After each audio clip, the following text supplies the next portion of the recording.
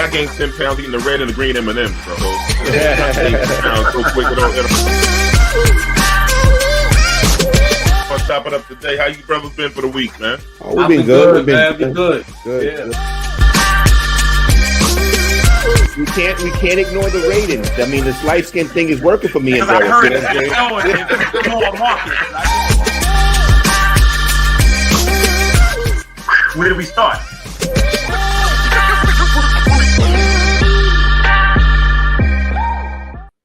Yo, what's up? Welcome back to Let's Chop It Up. Please follow us on Facebook, YouTube, and Twitter. Tell a friend about four brothers down here on this YouTube channel. And make comments to us, the good, the bad, and the ugly, and one of us will get back to you. So my brothers from another mother, 7 days, 7 nights don't pass by. See how you brothers doing. Talk to me, Derek. How you been, bro? Man, I'm all right, man. You know, I got a new mic. You hear me? I sound a lot better right now. Oh, yeah. All you need is one mic. Yeah. Yo, so I'm feeling pretty good about that. It's been a pretty good week. You know, I had a really nice time this weekend, especially with on Saturday with my youngest son. We went out to the races out in Riverhead. Had a ball, man. You know, watching the cars go around in a circle. You know what I'm saying? Kind of got sick afterward though, man. Doing shit that I normally don't do. You know what I'm saying? Like drinking beer at a NASCAR event. You know what I'm saying? Yeah, just spent the rest of the damn night on it. You know, I can't say, I ain't gonna say what I want to say. You know where I was at, man. You know, but that was about it, man. And then you know, I had a pretty nice weekend. You know what I mean? Then I got to come and deal with this, man. Like, is it Christmas yet, or like, what's going on today, man? You know what I'm saying? The last couple of days. So I don't know, but other than that, everything's pretty good. I had a pretty good night tonight. My son is. Hopefully, I saw him practicing his boxing.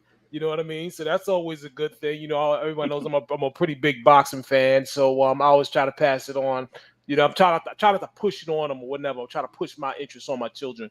But I was a pretty proud papa when I saw them getting it in. They pick up the gloves again, you know, and get at the bag, you know. So that was good. So maybe we'll have a start. It seems like they seem like they're starting to take interest in their health, which is always a good thing, you know. And that's about it, man. And I'm here again with you guys, man. Looking forward to another great show. The dopest, yeah. You know, the dopest the show here where we got some beautiful things to talk about. Beautiful people that watch us, and you know, 3 of the other baddest brothers that I know, man. So that's about it, man. Rodney, what's going on with you? Absolutely nothing. Okay. Absolutely nothing. I have a totally uneventful week. I'm not happy that the weather has finally hit and it's wintertime now. Yeah. So, you know, I had to pull a lotion out. So otherwise, no lotion. Yeah. No, you can't. I mean, I can't go out and go to work with white hands. I can't do that, you know, because I noticed that, like, I got this thing where, you know, my hands are like the first to go in the wintertime. So I don't want my hands looking like corduroy, in other words. Light skinned people don't get ashy. That's a lie. Everybody knows it's not true. Yeah, I don't know, man. I don't know where it's coming from. But yeah, I got to break out the lotion in the morning and get these hands right. But no, I really had an uneventful week. There's nothing going on. I did talk to my son today. We're trying to get the menu together for Thanksgiving. So I'm excited about that. You know, of course, I got to pay for everything. But other than that, you know, he's going to cook it, but I got to pay for it. So I'm probably going to have to do the shopping before he comes home, probably me and my wife, and get that together. But for those that don't know, Thanksgiving is my favorite holiday. I love Thanksgiving because, you know, I like to eat. And plus, you know, it's a reason for you and your family to get together, you know, talk, spend time, create traditions. You know, I like things like that. So, but other than that, everything is good, man. I don't really have too much to talk about, man. I really, really had an uneventful week, man. That's a good look. No news, good news, man. Sometimes. Yeah. Still not getting to work on time though. That's not bad, you know. Yeah, but it's a streak now. It's working. Yeah, it's a streak. Let me tell you something. If I got there on time, they would think something's wrong at this stage. They would think something's wrong. They'd be like, "Yo, is everything okay at home? You know what's going on?" Right. I don't want to put those worries into anybody. Rodney said, "I forgot to set the clock back." Yeah, I don't. Got here early. Yeah, I don't. To tell you the truth, at this point, there's no excuses. Like, you know, I don't give them excuses. I just show up. No. Yeah, just do what I do. We get there. Yeah, I get there when I get there. But Kelvin, how was your week, man? It was kind of like yours. It wasn't a lot going on. I'm gonna tell you something, man. I am so sick of traffic that it don't even bother me no more. It's like I don't expect to get somewhere fast. Like, you know, like you don't expect open road. Like, I don't know about you guys, but I mean, everywhere you go, there is it is rush hour 24 hours a day in New York. And the Van Wyck Expressway. Oh, say no more. Say no more. You shouldn't even be on there. Right. And you know what I did? And you never hear me talk about mental health. I think it's a term that has become, you know, really cliche, not minimizing it. It's just that I always hear a lot about it. I never talk about that. You know, to me, it just be a good day, bad day, you just be whatever. But it bothers my mental health being on Van Wyck. Like literally, I just started realizing I'm gonna go start taking back streets just to avoid the Van Wyck, and I get to the Grand Central. It is the absolute worst thing in history. It is made not to be able to move. Yeah. It's like really, I don't care. I can go 5 a.m. It is traffic. It looks like it's 12 noon. It's unbelievable. The Bell Parkway the same way too. Yeah, I've never seen anything like it. And so last weekend I went, had a chance to go to Roosevelt Field Mall. I had not really just been in a mall. I don't really do malls much, like, you know, and I'm telling you, it looked like Christmas Eve in there. I've never seen, like, when people talk about the economy is bad, I don't know how, because I'm telling you, everybody and their mother was in that mall. And it was just like, at this stage, going into the holiday season, yeah, it much like Rodney, it just snuck up on me. Like, I'm just looking, this just about to be Thanksgiving, and you know, it's so funny because I realized there's no progression from October 31st, from Halloween. They are on Christmas lights. Like, they don't care nothing about Thanksgiving. They don't bring it don't bring gifts. It just bring, you know, money from food and stuff like that, you know. And I mean, they talk about, you know, you got to take out a loan for a turkey or something this year. I mean, everything's up and all this stuff like that. You know what I'm saying? So it's crazy. But what I realize now, I thought about it and I was so thankful. I don't really need anything. Like, you know, there's nothing that I need. You know how the hot thing for Christmas, and unless you have small kids or something like that, it's not really that thing for us or adults. But it's like, I don't really like when Black Friday come and people gonna be strangling each other with a flat screen. I'm like, don't you have a flat screen? Like, we so blessed and fortunate to have everything, man. So I'm just thankful for that. Just paying bills. Ain't messing with my credit cards, nothing. I'm just lounging. I got on autopilot right now. So other than that, everything is good. With the point guard extraordinaire. Oh, by the way, I need my Jets to get the Patriots that work this week. Oh, Rodney, don't do that, Rodney. Don't be foul, brother. Absolutely. Don't be foul. I don't want to be foul. I'm not going to be foul. I see it in your face. I see foul in your face. You holding foul back. But you know what I'm saying? Now listen, Rodney got a big game on Thanksgiving. There you go. Dallas. Yeah. That's right. That's right, Jimmy. Rodney has Dallas on Thanksgiving. That's a big one. Mm-hmm. And that's his nemesis, the Cowboys. I hate Dallas. The Patriots. I hate Thursday games, man. That spell the Patriots. You cannot hate the Cowboys more than I hate the Patriots. Oh no, you can't. I don't like the Patriots either. I don't like the Patriots. It's just that I don't want to send the Jets to destroy them. The Jets is not on my list to go beat the Patriots. I'm sorry. But I need Rodney. If I win that game, I'm gonna say some words that have never been uttered before. We will be in first place in the AFC East. Like Derek, since 2000, so we talking over 20 years. So and for I feel bad for the young Jet fans because they getting amped up. Our defense is this and that. If you've been around for a minute, you know exactly how this usually goes. Pump your brakes. Yeah, pump your brakes. That's what it is. So I'm looking forward to that. I need that this week. This one I need for real. But I want to hear from the point guard, the one that's orchestrating and devastating. What up, D? Talk to me. We sound like Clyde Frazier. That's right. Serendipity. Switching edition. Yo, Kelvin, you should wear one of them suits when you're preaching one day. Yo, when I tell you, my man took him and Craig Sager that had it on lock. I have to admit, because I don't know where. Rest in peace, Craig. Word. Yeah, man. I don't know where Clyde be getting this stuff from. But what's the deal, D? What's going on with you? Yo, well, now everything's good with me, man. It's, the cold weather came on real quick. I'm glad I bought some winter coats early, man. I was like, man, I'm glad I bought a new coat. But what's with excitement? Nothing happened really dope. Like I got a kind of boring week. Like Rod, Little D was off the hook, but that's nothing else. But no, it's dope. I really truly enjoyed hip hop. Nas album. Damn, that he took it. Man, that felt good. I'm in love with that album right now, man. That is hip hop. Next year, 2023, he got to be one of the top albums of the year. From first song to end is straight fire. Well, did somebody just say he not relevant? The person Kid 21 Savage. Yeah, he did. We just made 21 Savage relevant by trying to diss a legend. Now, if Nas dropped Etho and Jay-Z, you imagine we could do the 21 Savage. Oh my Lord. Oh Lord. I just tell people like that. I said the man dropped Ether. It's like blood in the shit, baby. It stopped the bank. That was like Himashima. He just said, "No, we're gonna sing you some shit." Boom.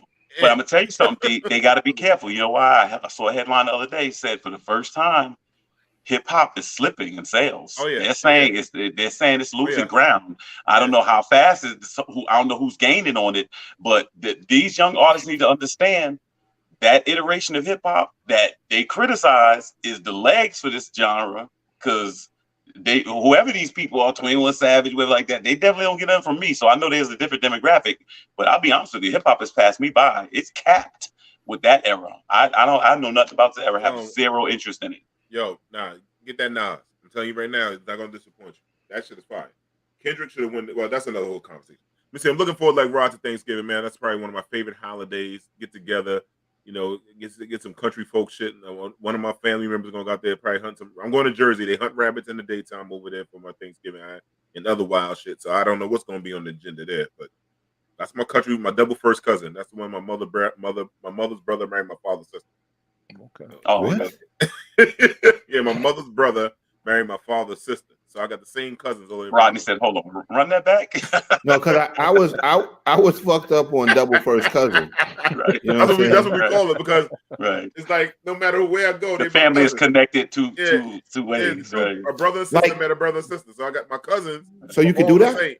You can do that. A brother and sister, and married another brother and sister. Then they have kids, and my cousins are their cousins. So we have Rodney, very simple. If your brother married Samantha's sister, that's it. That's it. I don't know, man. I think that's too much intermingling with the family. Nah, it's no Game of Thrones type of shit. No, what's crazy is, I don't know. That shit is like borderline freaking incest or some shit. Almost. But what's crazy is, what if one of the couples didn't make it? That's the scary part. Because we had that in my family too. We had that in my family. But we got it with cousins that married other cousins, you know. Cousins that married other cousins. Right. In other words, my sister, her cousin married her husband's cousin. All right, now you got me messed up, Rodney. I'm just. I mean, like, is it me? That shit don't sound right though. A little bit. No, the way you say it don't sound right, but it's true. I say it the way I say it, but it's just like a brother and sister. They hanging out. They go out and they meet another brother and sister. Everybody, they hook up and then they all get married and they have kids, and then the kids became. You just made it worse though. I can't run like you. I know you try. You made it worse for a brother. He made it sound like a brother and sister's intentionally going out to look for a brother and sister. Yeah, right. Yeah. Let's go out tonight and find us a brother and sister. But you know what's crazy? And who the fuck hangs out with their sister? My mother got 11 brothers and sisters, and my father got 8. So they just all shared farmland, and farmland's connected. So that's how. Yeah. So. Okay. They're sharing their farmland, brother. That's I mean, if you guys understand it, that's all that matters. Once I married my mother's brother. That's something I thought I'd hear about only in the South. They're from the South, one. My family's from North Carolina, Greenville, North Carolina, man. Michelle says my dad's sister, my aunt, have kids with my mom's brothers, my uncle's wife, cousin.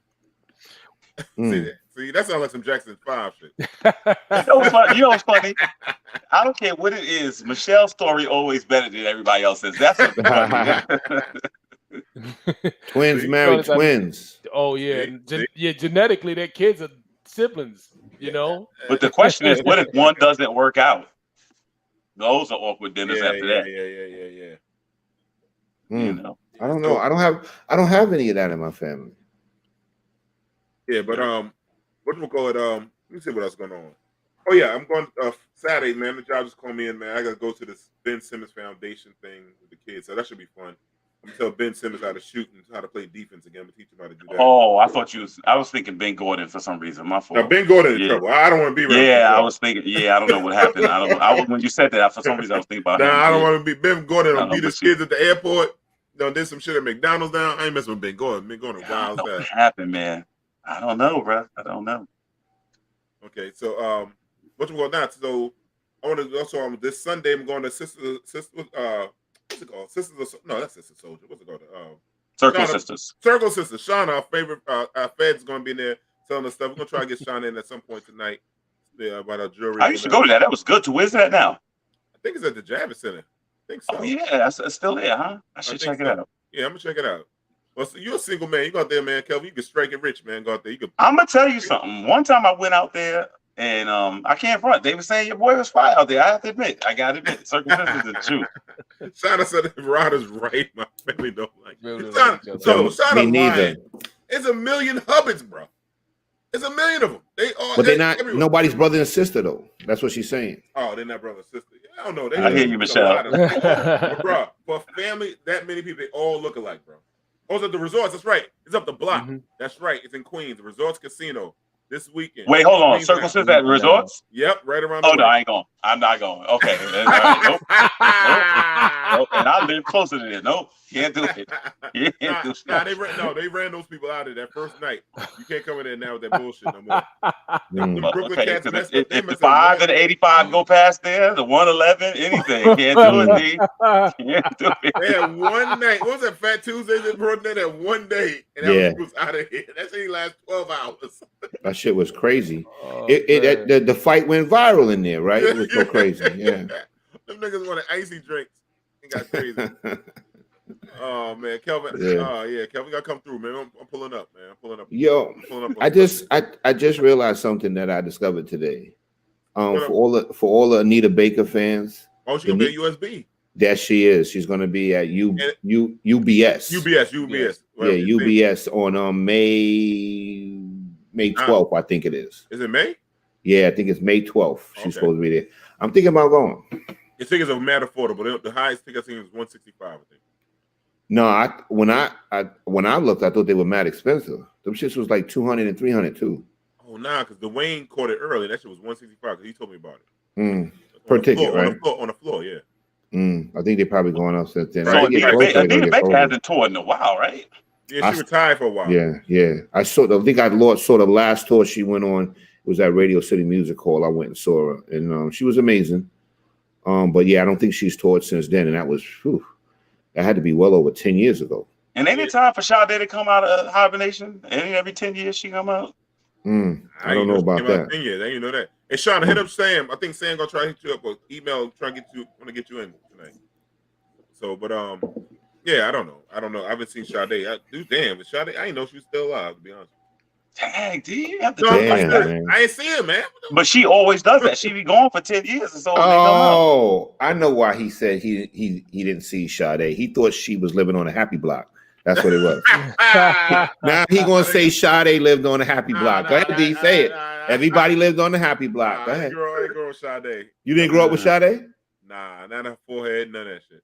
Dang, Dang, D, what's going on? No, Sade, she was cool, but sometimes her music made me want to feel like I want to slip my wrist.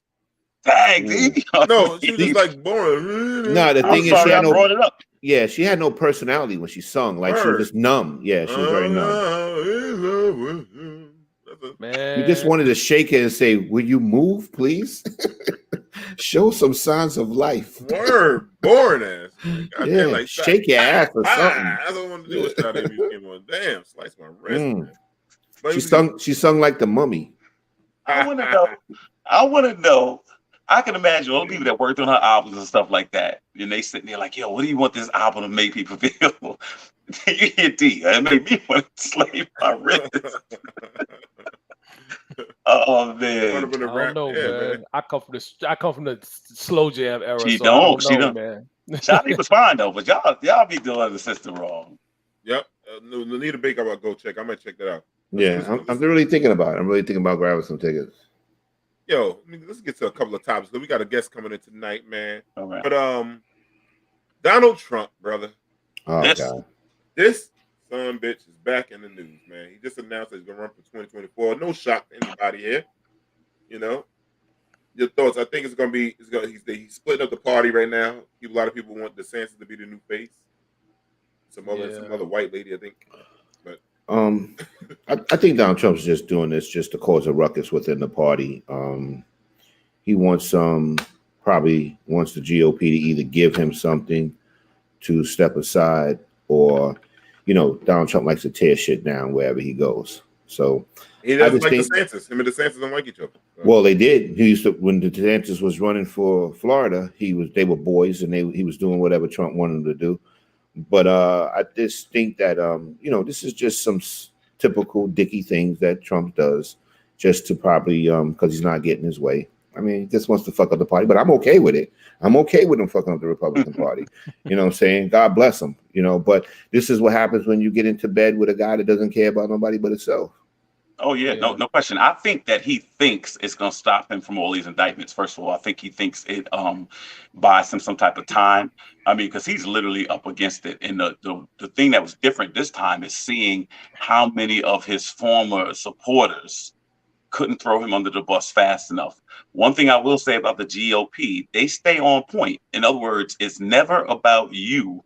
It's about what you can do for us. Correct. And now they look at him like them midterms ain't come back the way he wanted them to come back. He lost a lot of his power. Mm-hmm. They even asked him, do not announce before this Herschel Walker, before Georgia is settled. They asked him not to announce, and my man still didn't care. And they think that'll hurt Herschel Walker. And as well, he just doesn't care. So, Rodney, I think a part of it is really because all these indictments he's facing. He just thinks that office is a shield. And, he's up against a lot. Like, he's facing some serious charges.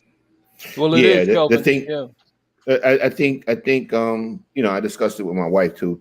She believes as well that he will get out the way if the GOP will get him out of trouble, make all this stuff go away, and then he'll get out of their way. The leverage play. That makes sense. Yeah, that's what it is. That's what he do. Because the thing is, let's face the facts. You don't lose a presidential election and then the new president comes in and then you're going to rerun again. It's never been done, and it's never going to be done. The bottom line is Trump is just trying to get some leverage here. So, and what he's doing is unheard of. You don't go and announce you running for president and the GOP has not backed you. Right. That's a good point. Good point. And I think the act is wearing off. Derek, I know you about to come in, Derek. I think the act is wearing thin now. Yeah, now I was going to read some of these. Go ahead, Derek. Read it. But Daddy says, I will take a scrotum. Everything touches turns to shit. Turns to shit. Damn, I can't even talk. Michelle, she says he tried to overthrow the government. He isn't running on the balancing the budget, inflation, or anything dealing with the economy. All right. Michelle says he is being compared to King Cyrus and saying he wants to save babies from Molech. Damn, you going deep. He doesn't care about babies. Yeah, Michelle going deep. The dude just said today he said all drug dealers, people selling drugs get death penalty. Yesterday he said it, right? Yesterday he said it. Yes, I want to take the scroll. Danny trying to get a scroll. Danny want to scroll. Oh, okay. We should have given Danny. I swear to God, I thought about that shit in my head. He should have got one, but go ahead. Sorry. Jordan said it's a money grab. And Juan says him running is technically a sort of shield. As a felon, he can still run for president. And if he wins, he would be in a kingmaker position. Yeah, so it is a shield. So it says if you donate to most GOP candidates, money goes to him. Yeah, that's right. But yeah, he's definitely. But I agree with you, Kelvin. It's definitely a shield. I agree with you as well, Juan. It's definitely a shield. You know what I mean? That's what's in it for him. He's got those indictments coming, and right now he's bought and paid for, and he's still being used. So he knows what his role is. If you ask me, so he's sticking he's doing his job. So, but what's crazy though? All these other presidents age 4 times faster in office. And I remember when he was going in, I said, I wonder what he gonna look like. And my friend Marshall was like, he gonna look the same because he don't care. and he looked exactly the same. I'm talking, man, don't look like he aged a day. Well, how could you be stressed out when you're on the golf course most of the time? Right. Right. Yeah. Motherfucker Right, was golfing like twice a week, 3 times a week. He was very relaxed. He wasn't stressed out at all. He wasn't doing shit. But it's crazy. And he was getting his rest because he wasn't getting up until 11 in the morning. Plus, he mean as shit. You know, mean people always live forever. Yeah. Shit, But man, it's they'll never die. funny though. I mean, I'm talking about my man. This dude have been impeached twice. This man had all types of indictments, all Crazy. types of fraud. One term, he was one term.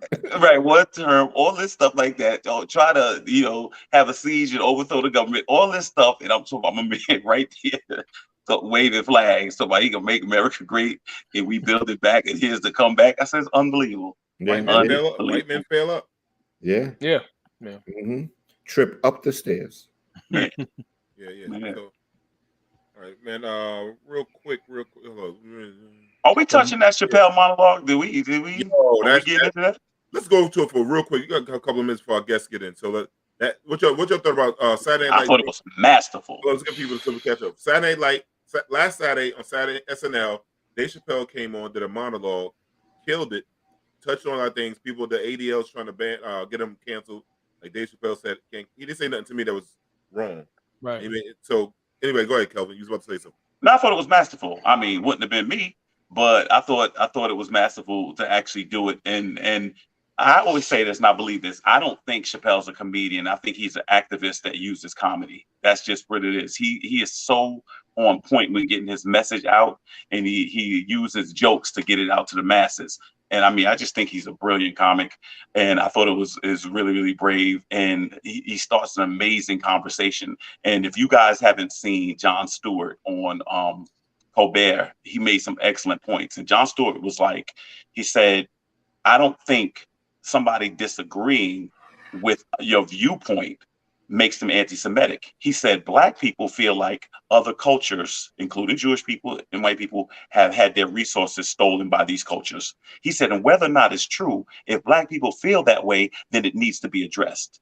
He said, if people feel like Jewish people control the international banking system and feel like Hollywood is controlled by Jewish people, whether it's true or not, it still needs to be addressed. He said, Dave Chappelle is a good friend of mine.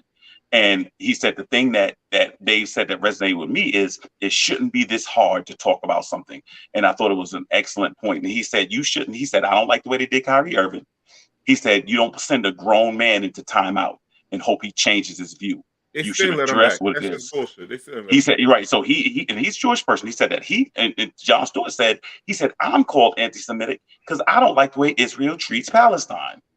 And so it was good to hear somebody actually say, you know what, I'm just going to be really objective about it. So I thought Chappelle started a great conversation. That's why they bring him on SNL. And for the writers that refuse to come over the transgender stuff, if the transgender community would have took those like jokes like everybody else, it'd have been done in a day. That's the issue. And I think today people need to really lighten up because we just too, we're too offended by stuff. And this cancel culture is ridiculous to me. But I thought it was brilliant. I'm sorry about the long answer, but I thought it was brilliant. I loved it. I thought it was really interesting. I think it was dope. I think even it was besides that, even the monologue, the other jokes at the barbershop was funny. People forget about the barbershop joke was hilarious. That was hilarious. Keenan killed that. He killed that one. That was funny. Like this is the first time I was like, Keenan, this divorce is making him better. Because before I thought he was getting kind of corny. Well, he's been on there, 17 years? He's the longest running cast member in SNL history. Yeah, I think he got better with when other Black people on the show. Okay, but anyhow. Yeah. But without further ado, tonight we got a special guest coming in tonight, man. My sister Ashley Thomas is coming in tonight. Ashley, let me give you a little breakdown on Ashley. I'm gonna let her tell her what she do. Ashley's a licensed financial service representative. Help with people with retirement planning, counseling.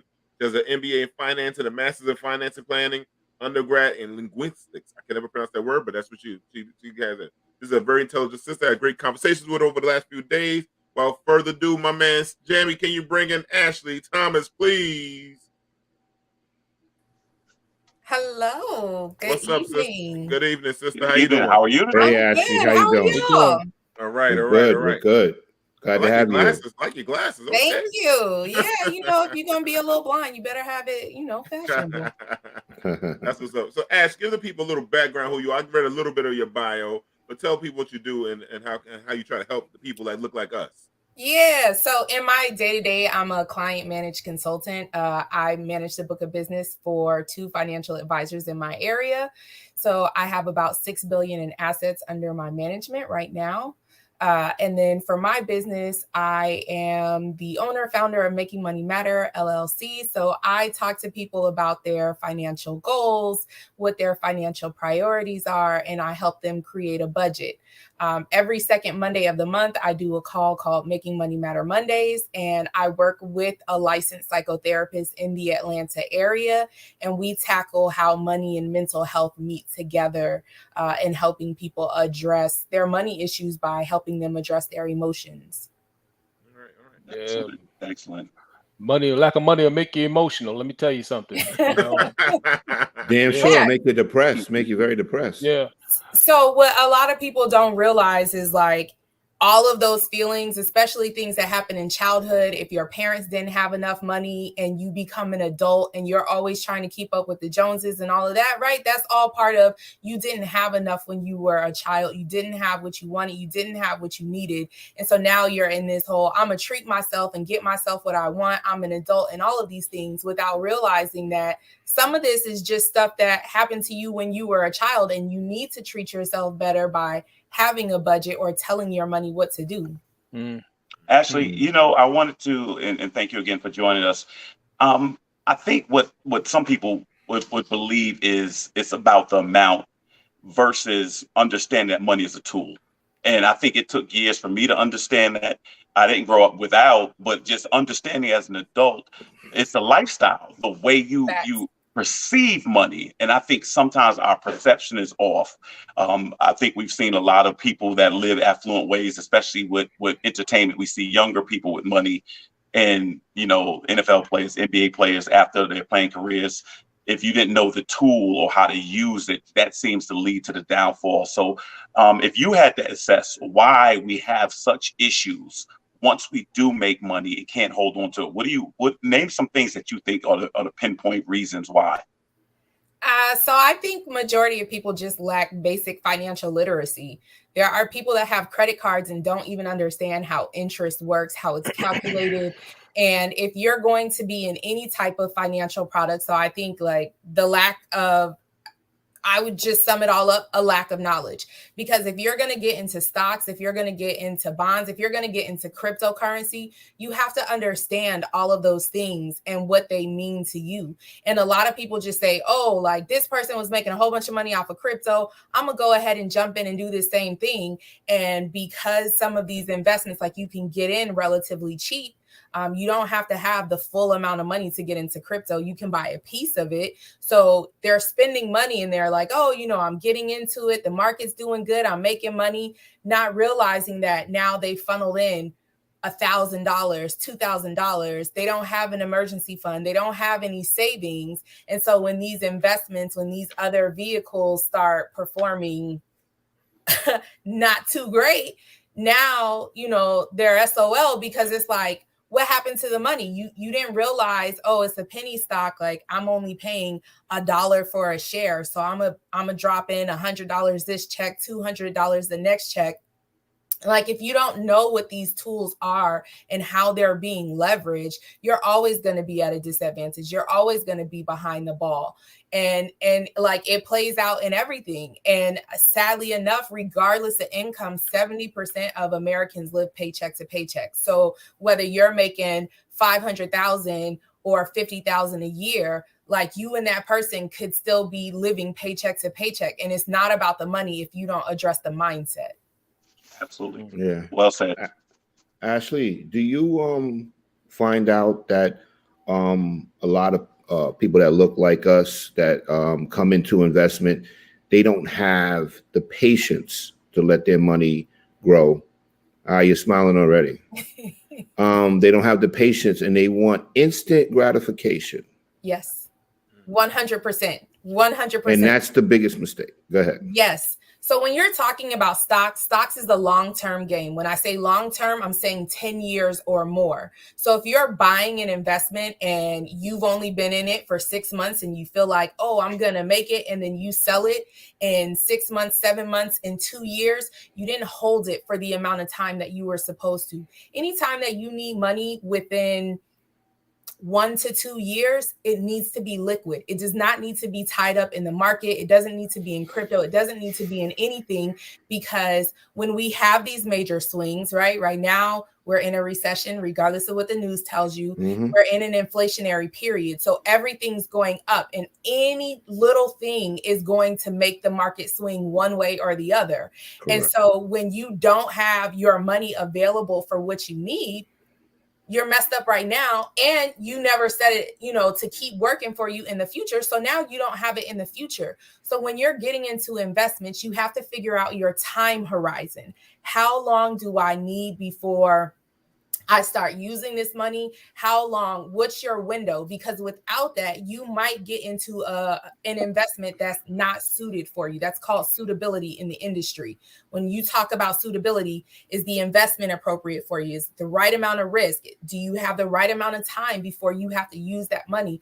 And people don't consider it. They just see, oh, everybody's talking about Twitter. Let me go ahead and buy Twitter. Elon Musk is about to buy it, so I'm going to go ahead and buy it. And then Twitter started tanking, and then people sold their investments, and now you just lost money. And now you have a tax bill, because you have to pay taxes on whatever happened with that money, especially if you made it, right? We don't get away from taxes in this country. Yeah, we don't. Yeah. Yeah. Hey, Ashley, listen, I'm in my 30s, made a few mistakes. You in your what? Hold on a minute. I'm in my 30s. Maybe Ash, made a few mistakes. Some of us lie on the show. Yeah.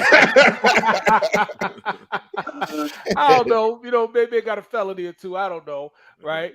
But I want to take life a little bit more serious, and I'm thinking more about my future, and I want to start to invest some money. What's the first thing that I should do? I'm now that I want to start, I'm thinking about the future. I want to put some money away. I'm thinking about building wealth. Maybe I got a daughter or a kid, whatever, couple, young kids. What's the first thing I should do? So if, without knowing, a lot of it, if you have a job, this is probably the first thing that you could do. Yeah, I'm working. Okay. Yeah. If you have a 401k, invest in the 401k. Don't just do the minimum. Don't just do the amount to get the match. You need to be investing at minimum 10%. And you're still behind the curveball in your 30s at 10%. But 10% gives you a great opportunity to get money in your account with the amount of time that money would be invested. And then hopefully you're getting a match from your employer. But outside of work, if you don't have an emergency fund, you need an emergency fund. It's not optional. That's not, oh, it's nice to have. You need an emergency fund. I tell my clients, it's not a matter of if these things will happen. It's a matter of when. When is life going to throw you a lemon and be like, oh, figure out what's going to happen with this? Or when are you going to have issues with your car? When are you going to have, something happen in your house, something that you have to replace? If you don't have an emergency fund, you're always setting yourself up for failure, because you don't have a cushion to protect you when you take a blow. Right. Ashley, let me ask you this question. So I'm really into the credit union experience a lot more than banks. And so I was trying to figure out, what is a way to, within the credit union, I guess, you kind of leverage some things inside of it. See, I'm big on, I know sitting money in an account doesn't work. So Right. What are some things that you just recommend? And let me say this, I'm not a big risk taker. I'm not a huge risk taker. I'm very slow and steady. Rodney has advised me a lot. He's given me a portfolio as far as stocks and things. And so that's stable and it's doing well. But what are some other things that a person should do? And I don't want to, like I said, I don't roll the dice much, but I just slow and steady works for me. So what are some things I should do? And I don't know if I should use tools within the credit union or outside, but what are your thoughts on that? So I think the first thing that comes to mind, right now with how rates are going, if you have some concerns, you could look into CDs. I know that sounds really old-fashioned, certificates of deposit, But you can kind of do a ladder depending on how much money you're trying to invest. One, it puts the money out of your hands, so you're not, going to touch it. But then it goes ahead and grows money for you. I would then ask you, when do you want to use this money? Are there businesses that you can afford to invest in? Are there other things outside of the bank that are going to generate income for you? Because you're not going to find it in a credit union, being very honest with you. Unless you have the capital to invest where your income is going to generate additional income from your interest, you're not really going to find it in a bank. A lot of people make their money by leveraging other products. So if you have a business that you're trying to invest in and you use your business credit and keep your cash free, that's one thing. But there's no real thing out there that's going to get you the money as quickly or give you the returns like we saw back in the day. Got you. Okay. Fair point. So Ash, you and I, and we got a lot of questions. We're gonna get to the questions. A little bit, a few more talking points with Ash here. So, you and I were talking about life insurance and stuff like that, and how a lot of people don't have it. Like we talking about GoFundMe's and all kind of stuff like that the other night. And we all know. And back in the day, Kelvin is usually a pastor, the good old fish fry, right? Yes. So, what should people? What do you think is the minimum life insurance? What should people kind of life insurance they look for? The whole life, term life, stuff like that. What's the pros and cons of that kind of thing? And we said we will get to everybody's questions. Let's keep running the questions, and Jamie will get them. So the two things to distinguish right here are term life versus whole life. So insurance, when you get term life, let's say you're getting a 20-year term policy. What it means is that you're going to pay on your policy for 20 years, and you're only going to have that insurance for 20 years. So once the 20 years is over, you no longer have insurance.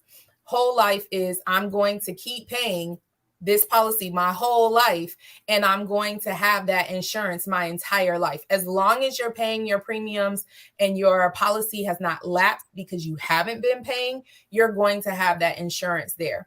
People tend to go towards term life because it's cheaper. So for reference, I have a $400,000 policy. I don't have a home, but if I do purchase a home, it'll be within that window. And then I have some extra money to handle some property taxes and make sure that I leave something for my mom. And so for me, getting a $400,000 term policy is $564 for the year. That's it. With a whole life policy, it was about $3,500 for the year. Where I'm at in my life, I can't afford $3,500 in a year to pay for a policy.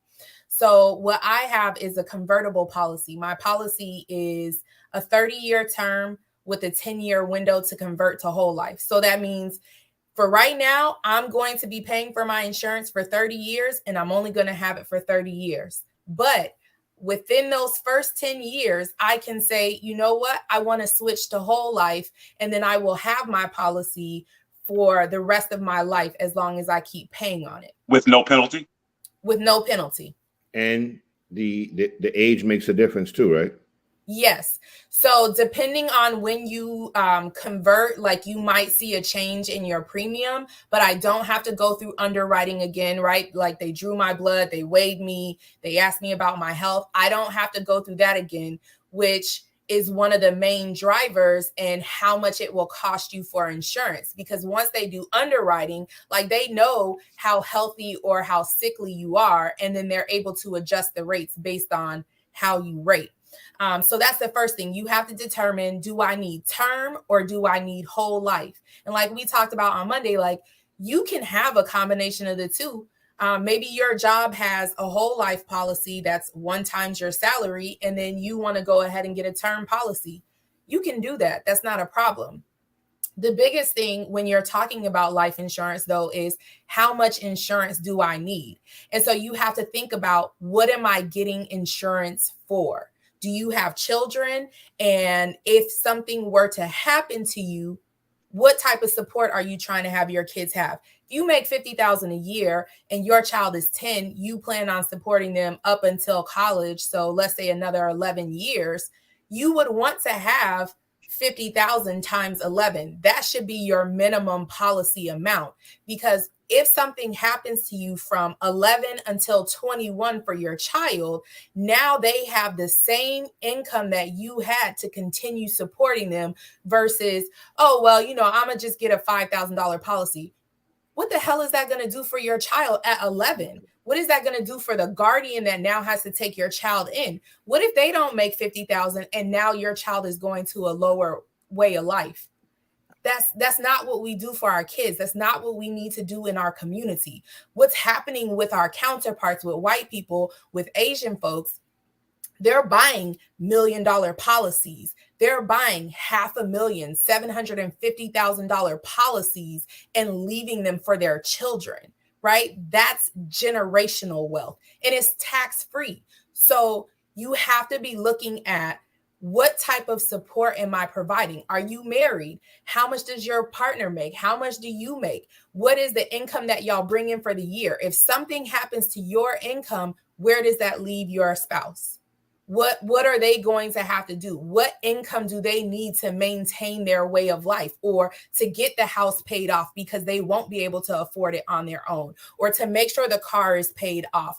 Or, you know, like those are the considerations you have to make with insurance. And then you get the policy, and maybe it's not, you know, maybe you actually need $500,000 in coverage, but that doesn't mean you have to get one giant policy for 500. You could look at 5 policies for 100,000 if it makes it more affordable for you. Mm-hmm. So I think that really comes down to, what are you trying to ensure? What are you trying to make sure is still happening when you're gone? And how long do you need that support for? And what is the amount of support that you're providing? And that will tell you a general gauge of what type of coverage you should have. Well spoken, Ashley. Yeah. Thank you. So, okay, anybody has another question before I say, Jamie, can you go through a couple of questions real quick?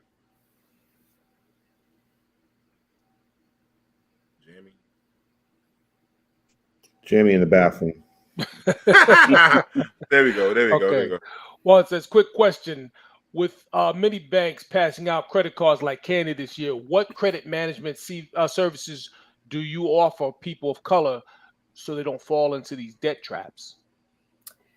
So just like money, credit card is a tool for my clients. I help them determine the sweet spot for their money. So when you're talking about credit cards, it impacts how much you owe on your credit cards, impacts 30% of your credit score. That's huge.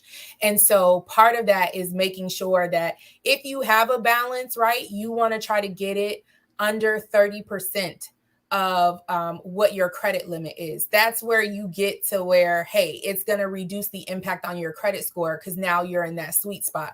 So if you have $1,000 credit card and you have a $500 balance, you're already at 50%. That is negatively impacting your credit score. But once you get it down to 300, it doesn't look so bad. So the one thing that I have my clients do is we try to get them to that 30% point as quickly as possible. Anyone that works with me, I'm prioritizing getting your debt paid down, because interest, you can't really get out of it, right? Most credit cards charge interest on a daily. So they take your average balance and say, hey, this was your balance for today. This is how much interest you paid today. And if you're not paying your account off every single month, most of your minimum payment is only going towards interest. It's not making any type of dent into your principal. So there's no specific program that I have, but I want to find out why you're using your credit cards. What does that mean to you? What does it represent to you? Why are you comfortable using somebody else's money to afford things in your life? Can you actually really afford this? Is this thing a priority for you? These are the questions that I ask my clients to start bringing awareness around how they're spending their money and why. Because without that awareness, you're just going to swipe. We're in a consumerism society. So everything is about you spending that next dollar, about you making that next purchase, about you having the next thing that's going to make you feel like you're better than where you are right now. And so until you start tackling that mindset, you're just going to keep swiping. And my goal is to address the why behind the swipes. Ashley, yes. I have a whole lot of kids, right? And am I lying though? You got a team. Okay. And one on the bench. Now the thing is, I have 2 children over the age of 21, and you know, of course, they got credit cards. And one of the first things that I taught them that I noticed before they were old enough to have credit cards was that people like us have a problem with understanding the difference between need and want. Yes. Right. So the thing is, I taught my 2 oldest the difference between need and the difference between want. And want is going to screw you over. Yes. Every single time. So the thing is, every single time. So the thing is, too, I had to teach them the understanding of, like you said, the interest on credit cards, making just the minimum payment, thinking that you're getting over, and that it's buying you time, and that basically they're going to keep filtering this money to you, and you're going to be like, wow, they gave me some more money. Yeah, give you that credit limit increase. But do you find with young kids today that is the number one problem with the issue of need and want? I think that's everyone. If I'm being honest, and I think what people, it's easy for us to justify our wants. It's easy to do that as an adult. And so, you know, it's about getting back to what is that want addressing. So, you know, the needs are the things that you need to survive. You need a place to stay. It doesn't mean you need to be in an apartment in Midtown, right? Like, step back from that. What is it that you're actually trying to get with this thing that you're trying to get, right? So like, yeah, you need an apartment. That's the need. The want is being in Midtown. So are you really thinking about it? So I think it comes down to that's something for everybody. Most people at some point or the other definitely they're willing to go for their wants and not their needs. I think specifically for the younger generation, I think it's that instant gratification. I think would be the biggest thing for them because, right, when you're talking about technology and how quickly information comes to them, how connected they are with everyone else, like it's about, I need this now. Whatever it is, whether it's a need or a want, it's about that instant gratification because that's what they've grown up in. They've grown up with all of the information being there, with being connected to their friends and being able to see and do things. And, you know, everything is online at their fingertips. And so it's that instant gratification. And I think that does tie into wants and needs, but I got to have it now because that's what I'm used to, is getting the things that I need now. Jamie, get the other question? There we go. Yeah, Ray's Thomas says, what's a good amount of for an emergency fund? I got $10K in a Nike box because I don't trust banks. And I feel like I need more. Goddamn, Ray. Yo, Ray, where the box at? Where that box at? Okay, Is the box under your bed? That's so real. Fuck your Ray, boy. Go ahead, man. I would say, if anything, get a safe. Like, please don't leave it in a Nike box. People can still walk away with the safe. A fireproof safe. That right, fireproof, waterproof safe. Get that. Your emergency fund is only for things that come up unexpectedly. So your emergency fund can be $1,000. From there, what you need to do is total up all of your expenses that you pay on a monthly basis, and you should aim to have at least 6 months in your savings, right? So you're 3 to 6 months, 3 months if you're married, because there are 2 people, 6 months if you're single. Myself, I have a 1-year emergency fund.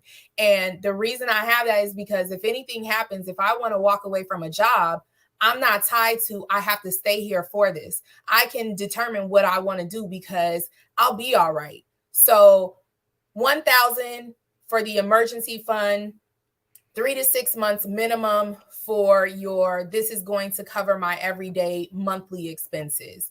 And then from there, you find your next financial goal, because too much money beyond that is not going to be useful for you. It'd be better to invest it in something instead of having it sit there. Basically, What if gotta be disciplined?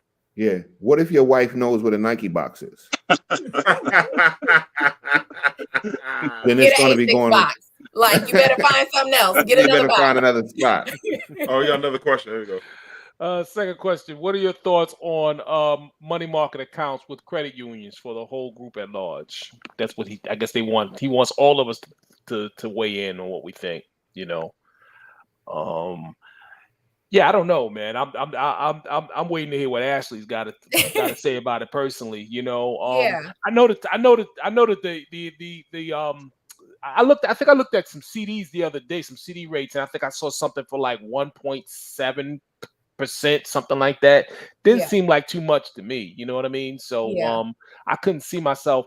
Maybe if I wanted to hold some money for like maybe 8 months or 6 months or something like that, I might put that in there. But if they had something like that, but I couldn't see myself leaving it in there. And I didn't see anything. I saw something weird that was in there, like they wanted for like, I couldn't imagine it had 2 years. 2 years at 1.76. I was like, hell no, couldn't do that. Yeah. Yeah.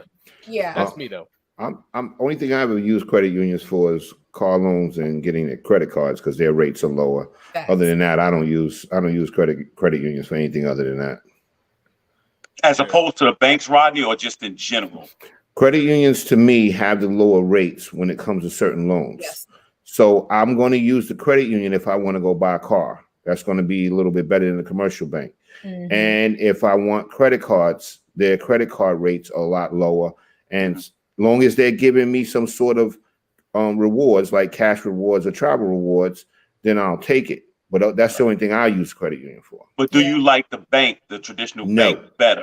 The traditional bank? Yeah. Now, the thing is, too, when my money is going to be more in a traditional bank, I don't have money in a credit union, maybe like a couple of dollars just to keep the account open or whatever. So do me a favor, tell me why is that? Because I've always heard, so you think that you like the traditional better than... Well, the thing is, Kelvin, you know that I invest. So the bottom line is, like, some credit unions are not tied into my investments thing where I can transfer money to my investments. The credit union is not tied into a lot of those things. So I'm at a disadvantage by having a credit union with that, Oh, all right. I'm sorry about that because I don't ask you I'm like sorry, y'all having me on Ashley. or y'all having each other on. No, I'm just Typical Kelvin trying to draw me into a conversation on the show. Ashley, like I could have been asleep right now. Don't be trying to. No, I'm good. I'm off tomorrow. I'm good. I'm good. I got enough energy. Now, Ashley, I'll say this: what I always think is almost, I guess, from the perspective of a portfolio. There's certain money I would not touch because, like you said, there's certain things that are fun. So if it comes to investing, if it comes to buying something, there's a limit that I'm going to put on all those things. So I look at it as a pie, and there's certain pieces of the pie, a half slice will go to this or that. When I started investing with Rodney, I told Rodney, I said, Rodney, I will invest what I can afford to lose. And you know what I'm saying? And that's just what it is. You have to invest. But I'm like, I don't want to invest and be calling Rodney, what happened? I just looked at, we said that from the beginning, that you got to be patient and be disciplined in it. So there's certain things, like right now, I need to buy a car, right? I'm not buying a car. I'm going to take this car and push it halfway and pull it the rest because I don't care no more. You know what I'm saying? I tell people, my passengers, ignore all them lights on the dashboard. Don't be gassed up by this check engine light. They just do that on purpose. But no, go ahead, Ashley. Yeah, I feel like, if you want greater visibility and more availability, it makes sense to go with a traditional bank. Like that just makes sense because they're going to be in more locations.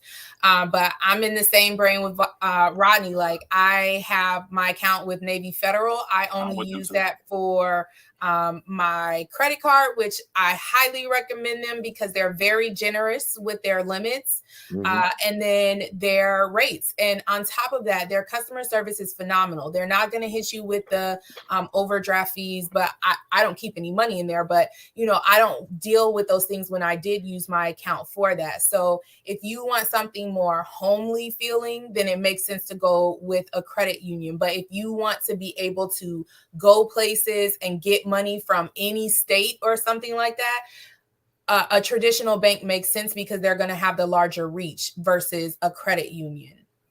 And even coming to the money market question, I would say like having a money market is the equivalent of having a Nike box with your money. Like your money market is just going to hold the money. You're not going to find anything that's going to blow you away with it. It really is, I might need this money, so let me go ahead and put it here so I have access to it fairly quickly. I always recommend that people go to bankrate.com. You can type in your zip code and it will tell you the highest rates any any credits or promotions that they're offering for bank accounts, you can find that right on the website and see what's best for you. Okay. Ray Thomas. Question, Ashley. I have a 403B, not matched funds, because I have a guaranteed pension from my employer, but I'm not sure I have my money going to the right funds. Also, what's better, NASDAQ, Dow, or S&P? Okay. So with that, I mean, you could definitely hit me up. I do reviews for accounts. We can take a look at what investments your account is in, and we can talk about if that matches for you. If you don't want to do that, you have two steps you can do. You can go online, look up a risk assessment that will tell you what type of investor you are. So Kelvin mentioned that he was conservative, right? He doesn't want to take risk. That's conservative. If you're of the mind, hey, I'm willing to take some risks as long as I'm going to make some money, you might be an aggressive investor. And if you're like, I'm willing to take some risks, but I don't really want to lose too much money, you're probably moderate. And so when you take this risk assessment quiz, it's going to tell you the type of investor you are. And then you can look up asset allocation, a breakdown of how your account should be. And you can say, hey, what's a conservative allocation for someone 35 years old or 50 years old? And look at that, and it will give you a guide on how you could invest your account. And when you're looking at the investments within your 403B, it should tell you those asset classes like large cap or a balanced fund, small cap. It should indicate all of that, and it should match what you're seeing on the asset allocation. Regarding the S&P and the Dow and all of that, those are indexes. So what they do is they track certain companies. So like the S&P 500 tracks the largest 500 companies in our U.S. economy. And so when you're talking about that, you're talking about the health and how those 500 companies are doing. And so you could look at ETFs or index funds that it's investments that are trying to do the same thing that the S&P 500 is doing without you putting in the financial investment. So for example, like before their stock split, Google and Amazon were thousands of dollars. And after the stock split, you know, they've gone down. I think when I looked the other day, like around $100-something for one of them. And what it's saying is that instead of you having to spend $1,000 on one share of Google, you can go ahead and pool your money and everyone else that's investing in this same fund, pool it together and buy 500 different investments. And it might only cost you $50 a share or $100 a share. It depends on what that fund is looking at. But those are indexes that tell you how those different components or pieces of the market are doing. So again, the S&P 500 is the top 500 companies within our economy. That's all it's looking at. It's not going to tell you about Chipotle or Synchrony or all of these other companies. It's just the top 500. And you can find investments that will do the same thing by following those indices. Ashley, I have a 29-year-old niece, and I was telling her she's very, very interested in investment. Rodney's also helped her. And I told her the other day, I said, you know what you need? I said, you need a mentor. You need somebody that you can relate to that looks like you to actually mentor you through this. On a different note, Ashley, do you mentor people? I'm just saying, like... Listen, I'm all for it. I've had people ask me if I'm a life coach. You know, for me, it's about speaking life and it's about speaking truth.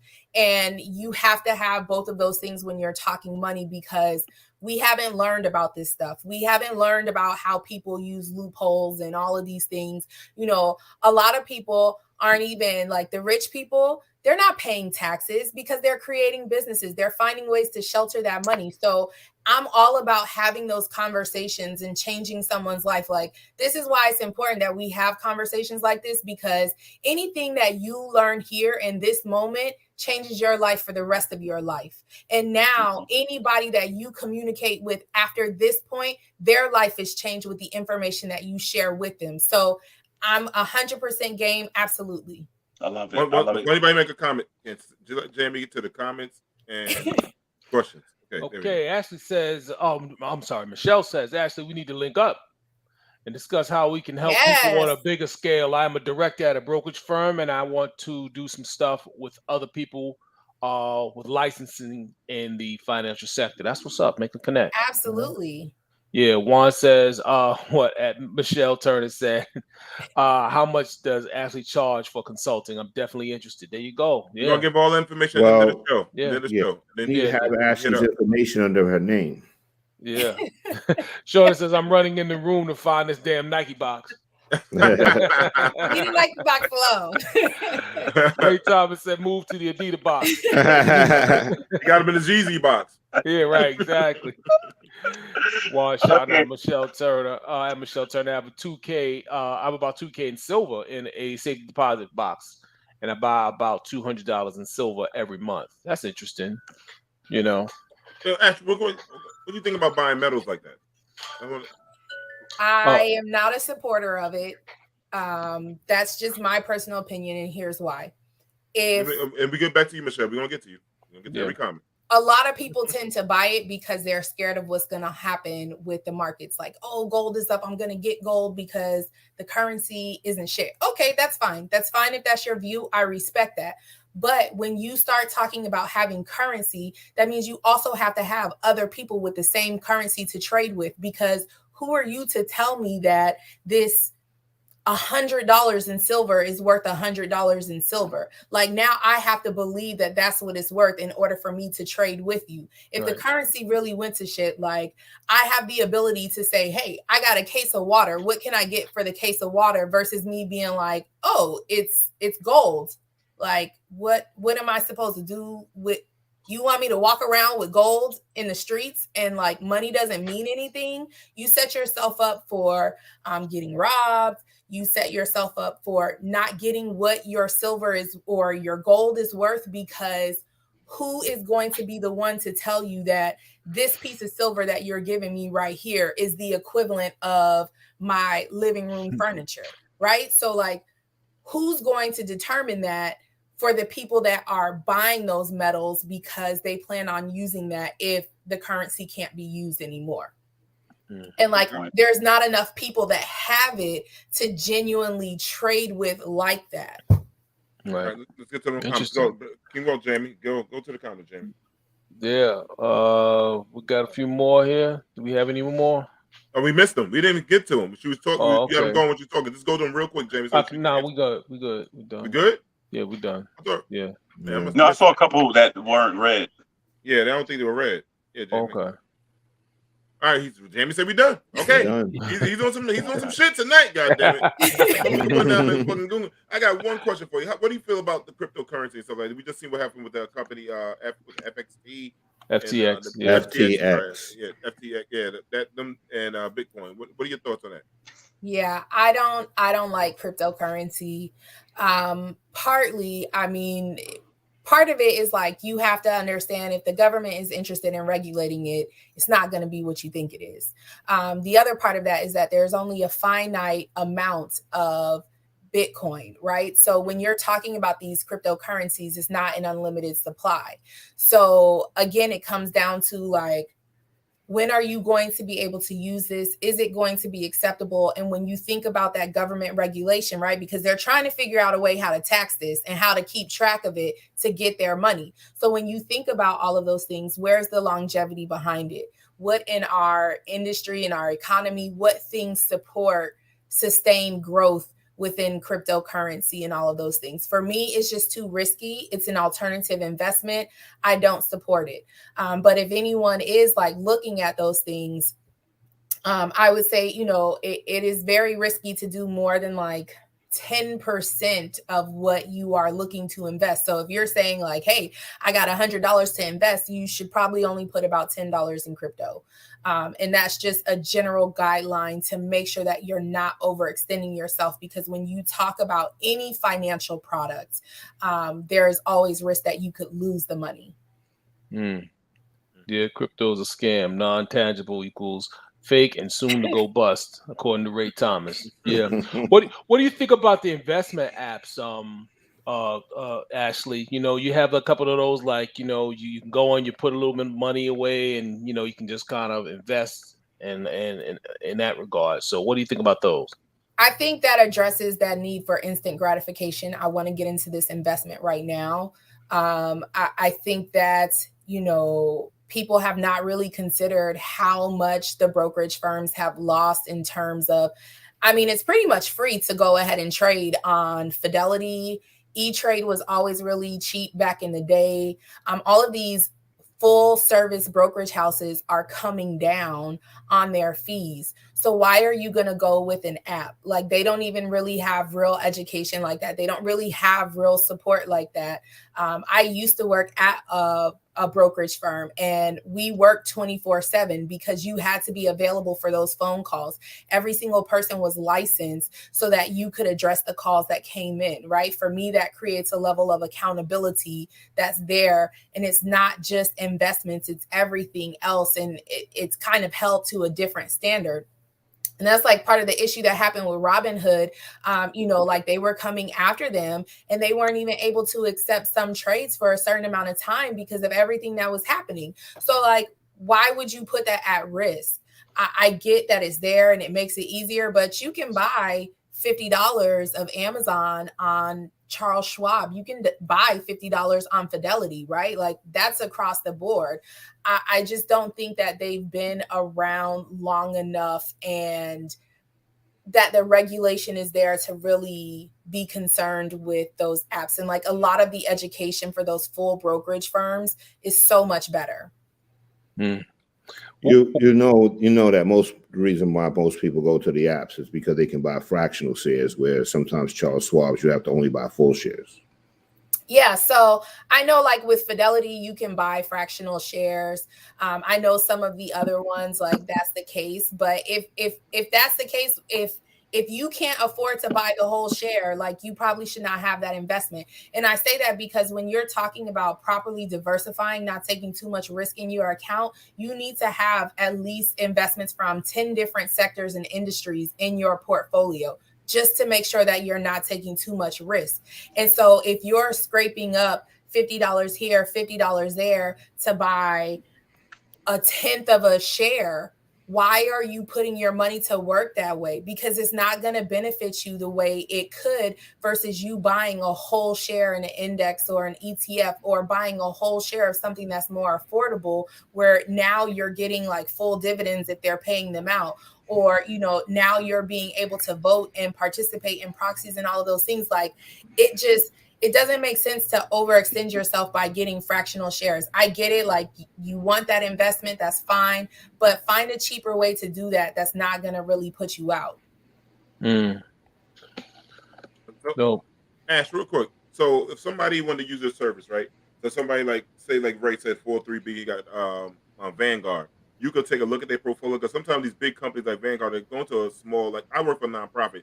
Sometimes they don't even want to really deal with us because they're saying the people you deal with don't make enough money, so they really give you they really don't answer your call the way you want them to do. Can you go into somebody and look into their stuff and whatever fee you charge you to set their stuff up right for them? So because I'm licensed, I'm not licensed to give advice, so I can't make any changes in anyone's portfolio. I'm never going to say you should do this. That's why I'm not licensed for that. I don't want the headache. I don't want to deal with it, because people is hard-headed.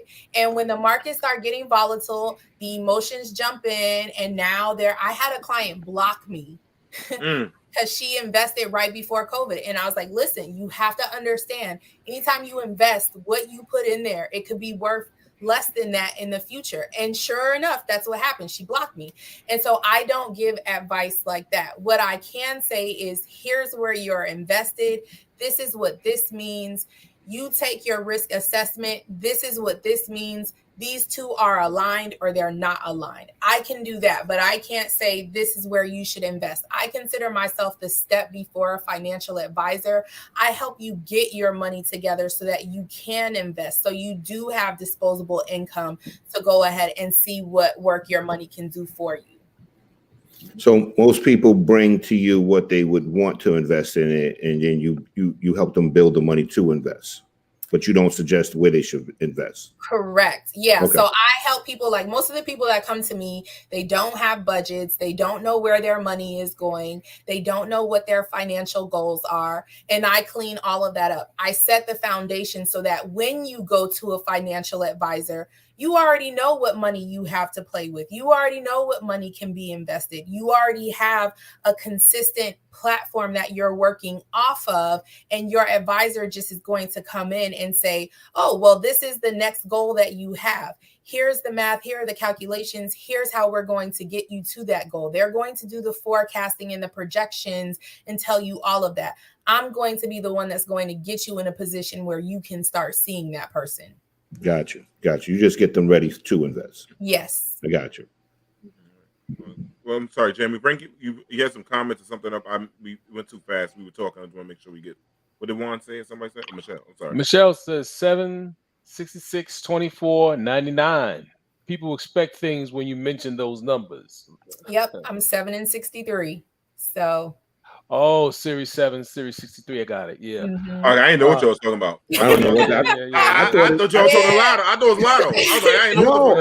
I thought it was the numbers to a combination lock. That's what I thought it was. Like the thing that's so interesting is like the explosion of people that talk about finances. And like, I have skin in the game. If I gave you enough information, you could look me up on a website and see all of my like work history in the financial services industry.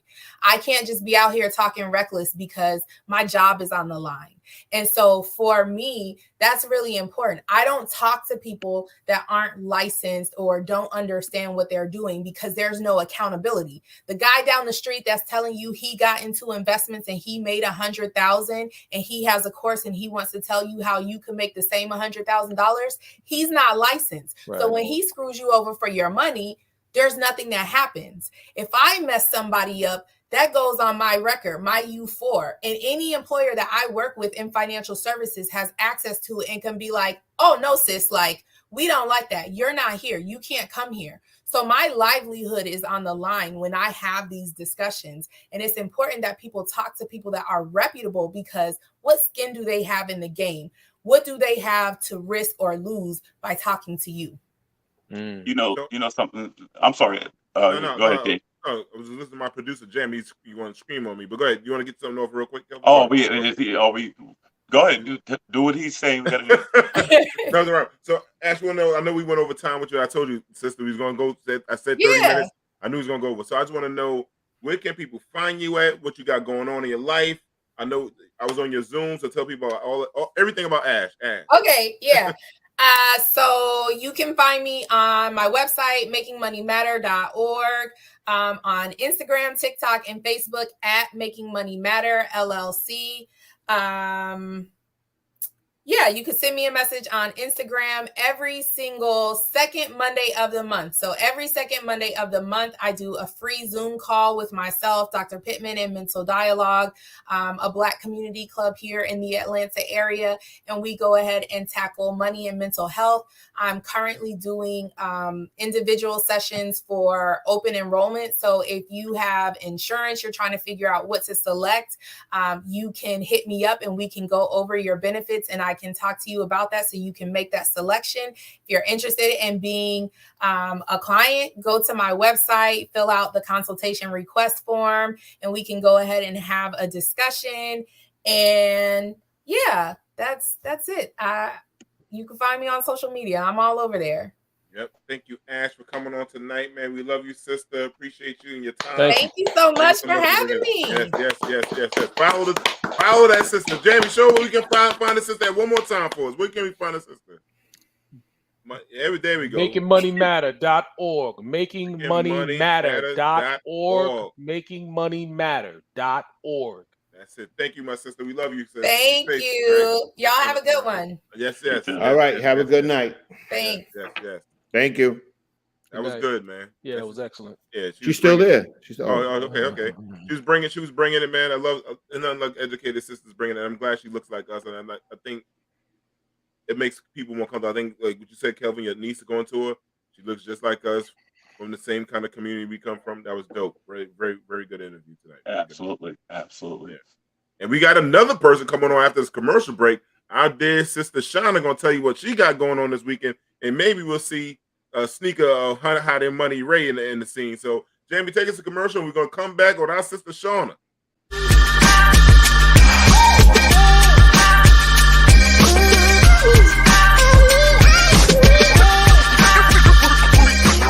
Orchard Blue Counseling Services, or known as OBS, is a private mental health practice based in Southeast Queens, New York. OBS's founder and holistic psychotherapist, Serene Prince, is a Queens native with Caribbean roots. Serene is committed to providing culturally competent holistic psychotherapy to diverse communities while curating a safe healing space for Black and Brown people with compassion and awareness of their total being. As experts in children and teens, we have curated a mental health and wellness community where children are heard, guided in developing a healthy self-esteem, supported in strengthening their inherited resilience, and learn skills to manage their emotions to develop positive relationships with parents, adults, and their peers. Orchard Blue Counseling Services is designed to help children and adults discover their inner healer as we take the journey with our clients to work towards self-acceptance, self-love, and resilience to manage life's uncertainties and embrace its wonders. Our private practice extends to providing consultant services for personal life transitions and business development, parenting guidance and support, and clinical supervision for mental health students and therapists. And be sure to book our founder, Serene Prince, as your next holistic speaker, offering your audience a life-changing experience.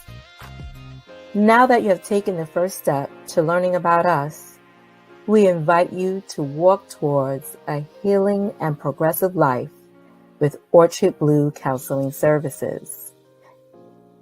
Contact us for your free consultation where applicable. Email or call us at info@orchardbluecounseling.com or area code 516-200-1174. You can also connect with us at our website and social media pages, orchardbluecounseling.com, or on Instagram at orchardblue_counseling SBCS, or Facebook at Orchard Blue Counseling. Yo, yo, yo, yo, yo, what's up, what's up, what's up? If you like what you're seeing from the Four Brothers here, give us a thumbs up, like and subscribe to the channel so you can stay notified when we go live and post new content. Thank you for the support. Yo, one thing we got to say, next week, we're not going to be here. We are off. It's Thanksgiving week, Wednesday. We're not going to skip a week so Rodney can go buy all that food for the 50 kids that he have over there. 52 kids, and Derek can buy that pumpkin pie for the white man. There you go. Make sure you have the raisins and the potato salad for them. Make them feel right at home. It's carrots this year. It's carrots. It's carrots this year? Yeah. Right. Now we're coming up on the 100th episode, right? I think so. I think we close. So this is what I want to do, Derek, if possible, if we can all go in and have your wife make a Let's Chop It Up cake. I'm down. Whatever it is, let's go in and get it if that's possible. So if you could see if you can arrange that. Huh? Who's paying for it? Well, I'll pay 25%. I'll pay for this part of the screen right here. This real estate right here. But have all our, because I know she's no joke with what she does. Have all our faces on it. And a reference to Jamie or his, he's the wizard of Chop It Up. We'll put Jamie on the bottom of the cake. And we're gonna have a scroll for one person. We ain't gonna talk about who. We'll have your wife write a scroll for one 2 weeks person. in a row, I ain't get no scroll. Almost 2 weeks. Anyway, that's right. Well, we had a guest that kills a lot of time. That's why. Yeah, that's true. So that's working. That's working for you.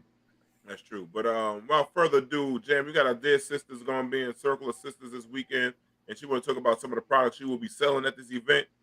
Jamie, can you bring our dear sister Shauna to the center stage, brother? I didn't know Shauna was a vendor this year. All right. Yeah, Shauna. I said you gotta come. Oh, Yeah, of course. You know that. I didn't know you was a vendor. All right. I'm there. Yeah, we ain't just giving these people free press here. Yeah, it ain't about them, it's about me. Yeah. Okay, I feel that. I got you. How you doing? What's up, Shauna, you good? I'm good. How are y'all? I'm all right. Sean, I got the question for you. I'm gonna give you the first question. Where you think that Nike box is? Man, look, I went and found an Adidas box that was empty. I know I was looking. He got me out here hustling, and he got money in the house. And tearing that house up, right? Ray got money. Can't wait for me to go to work tomorrow. Ray, you know why Ray got money in the house, right? Ray got a OnlyFans page. That's a little scary. No disrespect, Shauna. No disrespect. Oh my gosh. Oh my gosh. Ray get money for showing his feet. So Shauna, tell us a little bit about what you're doing there. So, as some of you might know, I make handmade jewelry from natural gemstones, like my necklace. Oh, good. Nice. So I will be selling my wares. Right. That's Oh, all. that's nice. Nice. Nice.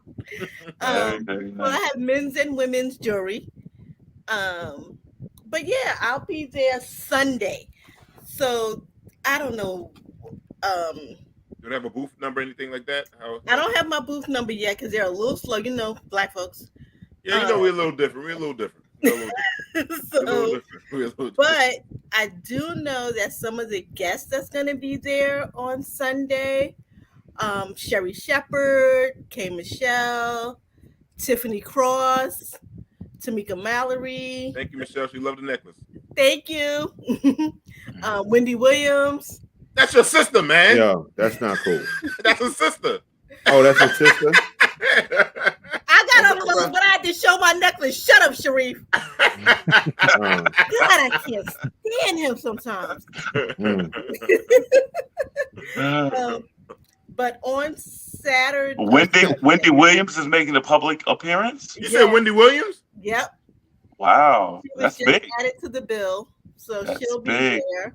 What time? People gonna wanna see her. What time the whole thing open up and stuff? It What starts hour? at 10 on Sunday. At the Resorts Casino in Queens, New York. 100 100-100 Rockaway Boulevard. Okay, the casino. Yep, at the Resort World Casino. Hope they have a lot of security. Well, Sunday is the inspirational day, so they have like an inspirational brunch. They'll have some gospel performances, and then the marketplace where I'll be. Okay. All right. Gospel might keep them at peace. There's no nutcrackers gonna be sold here, right? No, Okay. All right. No hip hop music. no hip. Well, the party is on Friday night, which I'm not going Oh to. no. See, I ain't going there Friday. Are they selling Thug Passions? No Thug Passion. What about Incredible Hulks? No Incredible Hulks. Oh, I'm not coming then. Forget it. Yeah, they're really strict about like what people can sell this year. So even like with food, there's no fresh cooked food there. It can only be prepackaged. So I guess they don't want to be in competition with the restaurants or stuff that's there too, so they can't infringe on that part of the casino. Now, Shauna, I've been to the Javits Center, so two things. What made them bring it into the boroughs? Well, I mean, I know Manhattan's a borough, but what made them bring it to Queens? And what do you think the difference is, the big difference with the layout this time? I don't know because I don't know what the setup is going to be like at Resort World, but I did do Javis in 2019, right before the pandemic, which was great because I went, as a patron before, but being a vendor was huge for me and for my little tiny business. But I think Javis just wanted too much money. Yeah, They're trying to get all that. They're trying to get all that damn COVID money back. Yeah, they're trying to make up for their lost funds. And like the spot when I did Javis Center in 2019 was $1,500. I could only imagine what it would have been had they had it at Javits Center this year. Wow. Yeah. Definitely. They always bring good guests. It is really, really good. And I have to admit, I've never seen any problems at Circle of Sisters, I have to admit. No, I mean, it's like I said, as a guest, it was perfectly fine. As a vendor, it was fantastic. And I'm hoping for the same thing this time. I think they waited a little bit longer this time to get advertisement up and stuff like that. So a lot of us have to do it ourselves because a lot of people don't really know what's going on.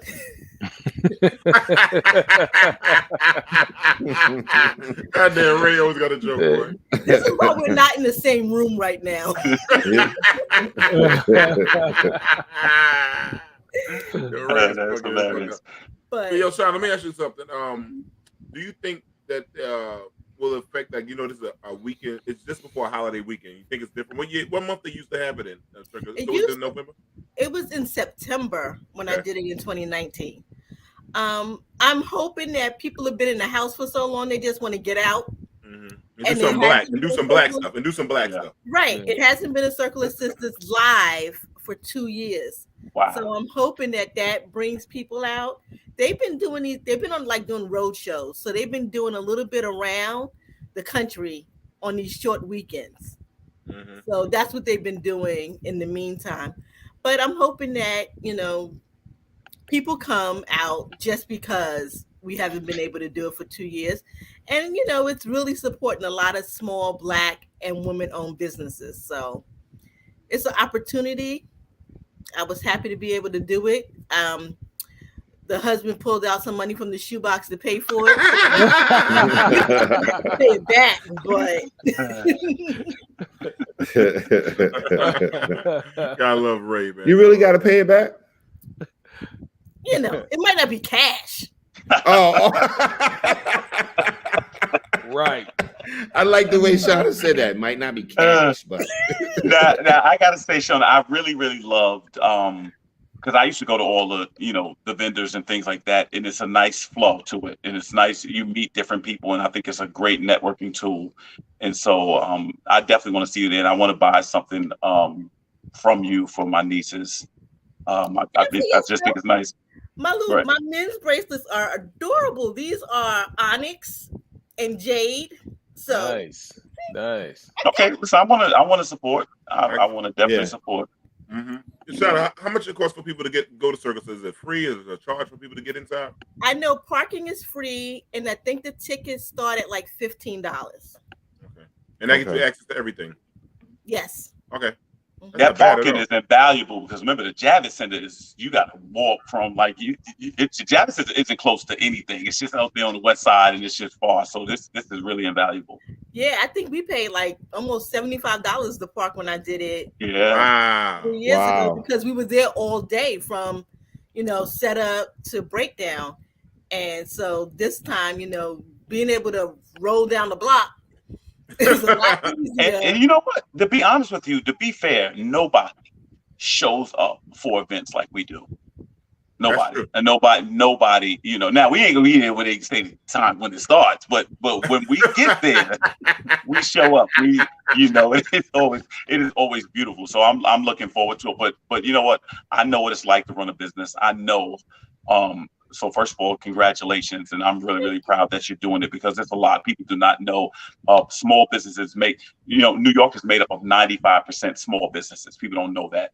And so it's the machine that drives our economy. So I commend you and everybody else who's doing it, especially women and minority owned businesses.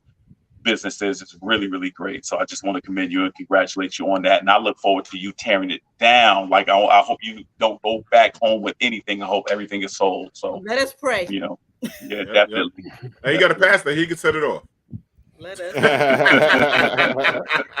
What's so funny is, and which I thought was weird though, is they're don't pay your bracelets. Your brother ain't shit.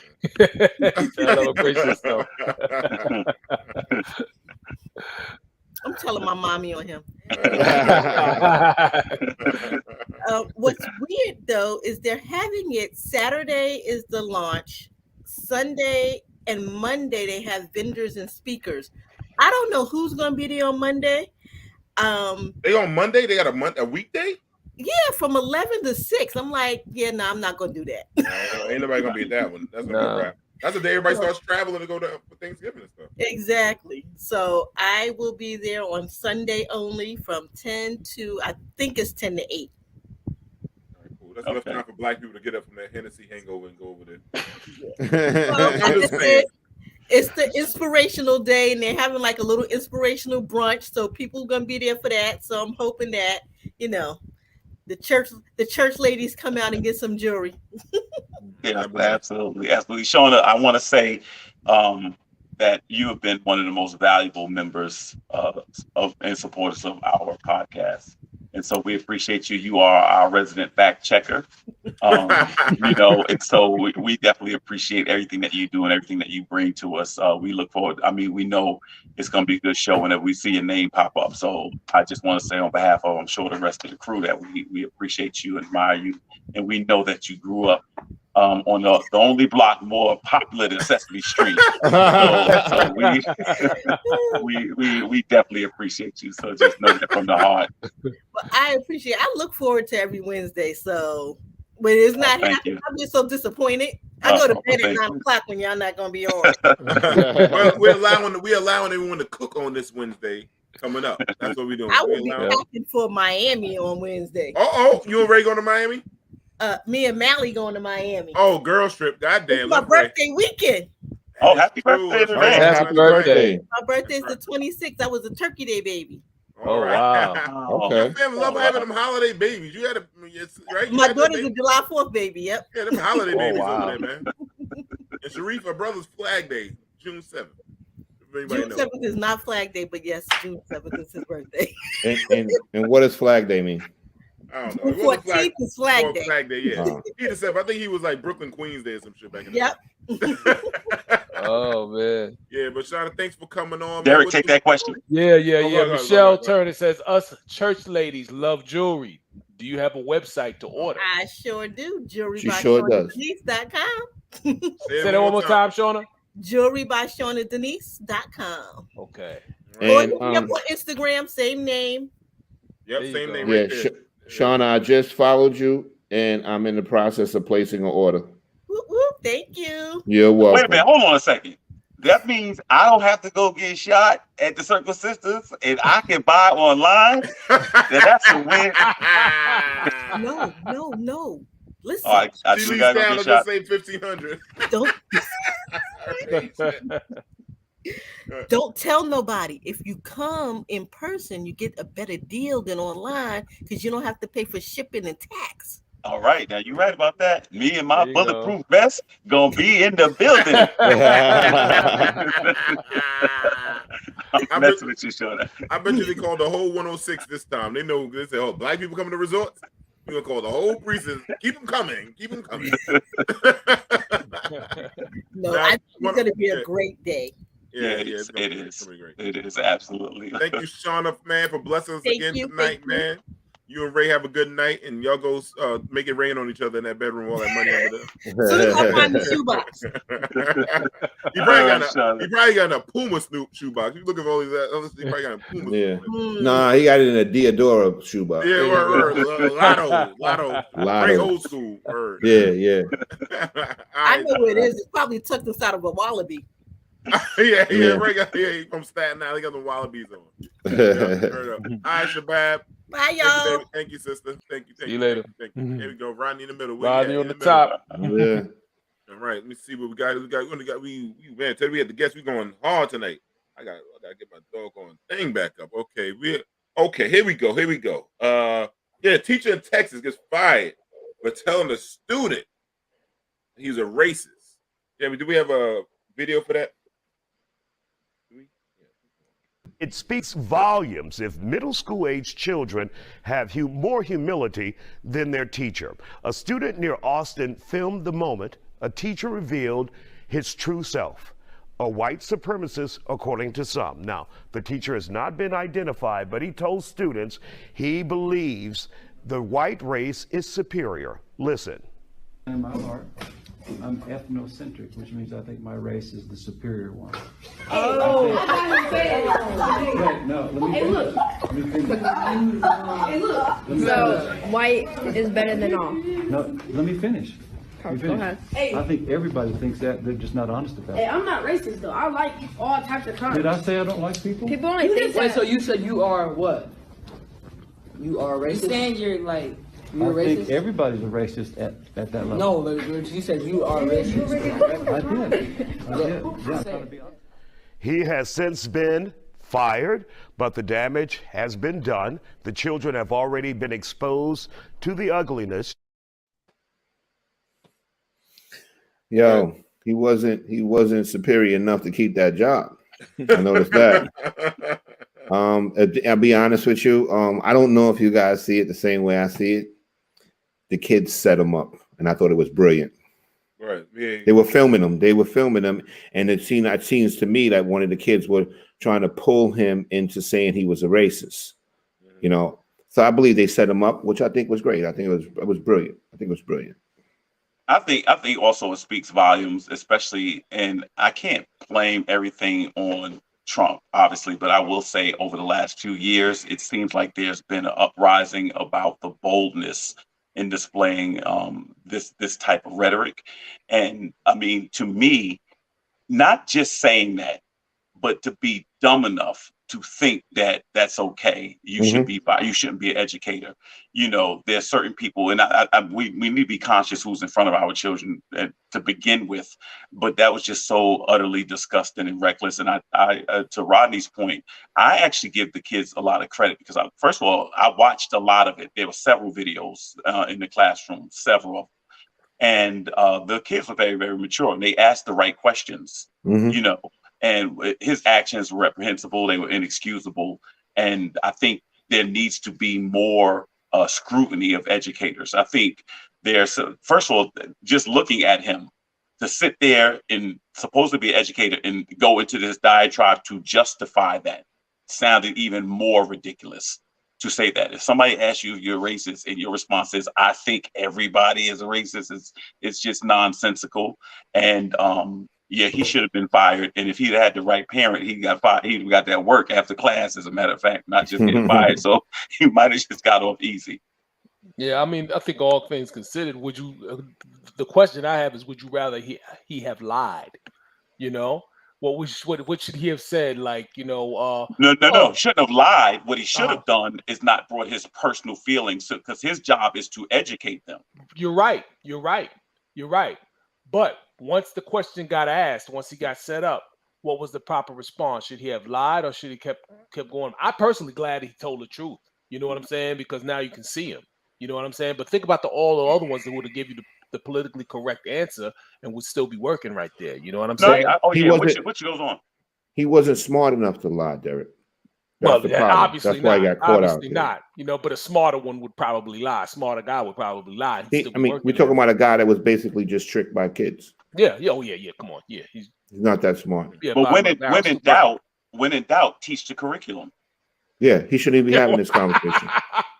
Right. You know, but here's the thing too. You know, also a lot of times in classes, well, I can't give him that much credit. I was about to say in classes, sometimes you have things that are not necessarily in the curriculum, but you do learn something. In this case, yeah, you learn something about him, all right. You know what I mean? But you know, these were like little kids. Like these kids were not, like they say in middle school. These kids don't look like they're in 8th grade. These are really, really.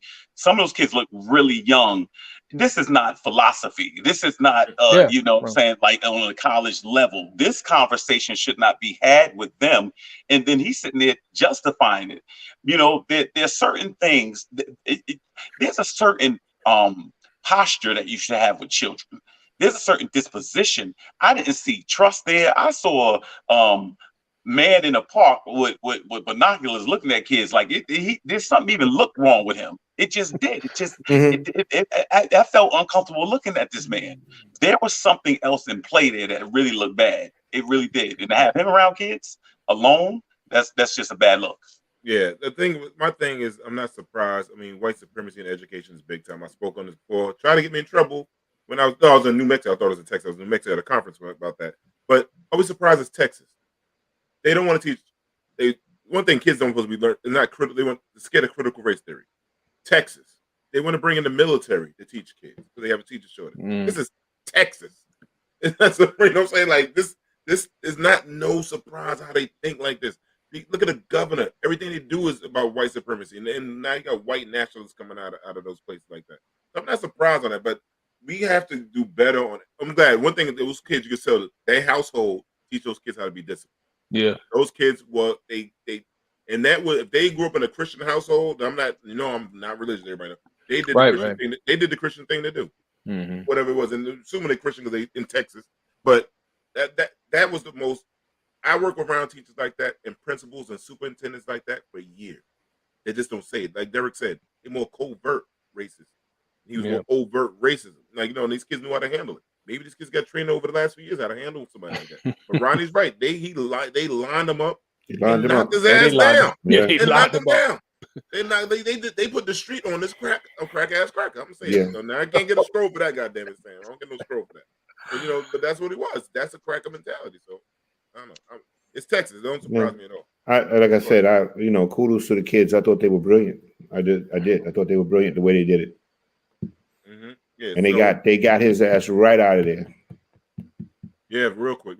So let me go to the next thing real quick, real fast. Oh, man. Pastor Dwayne Dawkins speaks on a sneaky link viral tape. Jamie, can you play the tape for us, brother? I had connected with an individual of the same gender, and I've had throughout my childhood up until even this moment dealing with bisexual tendencies, anointed, called of God, and all of that, but did not have an opportunity to really dig into those issues and unpack them. No excuse to it, just what it is. I connected with an individual. It's what they call a sneaky link. All right. Yeah. And in that moment, he recorded it. I was aware of the recording. Prior to it was asked if he could record, and I thought it would be for his personal pleasure, so to speak. Again, I preface this all by saying it was not right, it was wrong, but that's where I was in that moment. I had to acknowledge where I was. Later on that same day, he posted it. He's a content creator, so this is someone who does this as their main or one of their sources of income or whatnot. I called him immediately when I was made aware of it and said, "Why did you do that? Please take it down. I didn't give consent for that, etc." He hung up on me. I called back and he had blocked me. That was the last I'd ever heard from him. That evening, you can imagine, I did not sleep. I have a wife and 3 beautiful sons. Pastor a church in South Florida for 14 years at that point. And family, loved ones, all of that. So the weight of that shame sat on me. For the first time ever in my life, I pulled out my life insurance policy. And while church folk laughed at it, while friends distanced from me, I contemplating getting rid of myself. Kelvin. I had a feeling. I just had a feeling. You know it was coming. I was like, yeah, I knew. Kelvin, I don't want to interrupt you. But was I the only one laughing when he said sneaky link and somebody yelled out, "All right"? No, I'm saying like that? This. Right, I'm saying, what you saying? Amen. Like, what? Yeah, exactly. What you? Like, I mean, I said sneaky link. Somebody said, "All right." Like, I'm not alone. I mean, like, I'm not alone. Like, and for everybody, the panel, real quick. The panel's about him getting over the scandal. So to make sure that's why he was on the panel talking about. Oh, right. I understand. And I mean, and it's the funny thing. I know when ministers get a microphone in the hand, a lot of times people so linguistically skillful. My man, I connected with someone of the same gender. Like, words. No, my man, you was out there doing wrong, brother. But no, I think it's sad. I think it's sad. I've said the same thing. I've seen right. Individual.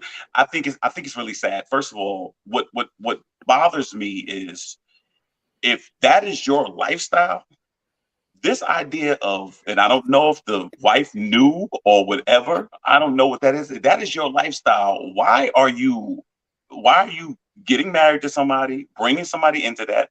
Because I had a pastor that had the same issue. And I mean, is the one I know. Is the one I know. People swept it under the rug. People try to avoid it and things like that. And it's really, and the problem is when it comes to people dealing with faith-based people, what people do is they want you to act as if faith should get rid of your intellect. You know what I mean? So I don't understand the lifestyle. I don't understand. I can't relate to it at all. I don't understand it. I'm saying at the end of the day, I remember when Governor McGreevey, if you remember from Jersey, was married and he had an affair on his wife with a man. When he walked in front of the Jersey State Council, they gave him a standing ovation. If he's heterosexual, does he get a standing ovation if he had an affair with a woman? Hell no. No. Exactly. So what I'm saying is this idea of you being able to explore this and bring it to the public, there's something heroic. I think it's still deceptive. And I mean, this man is, and I'll be honest with you, I don't understand the whole bisexual thing. I think either you like women or you don't. That's what it just seems like to me. But at the end of the day, I just think it's sad. I really do. And obviously he's no longer the head of the congregation, but that is terrible. And I'll be honest with you, if I was one of his sons or something like that, man, I couldn't imagine. Like it's and then the same thing with the thing that he's dealing with, or you got a wife and how what it's done to your family.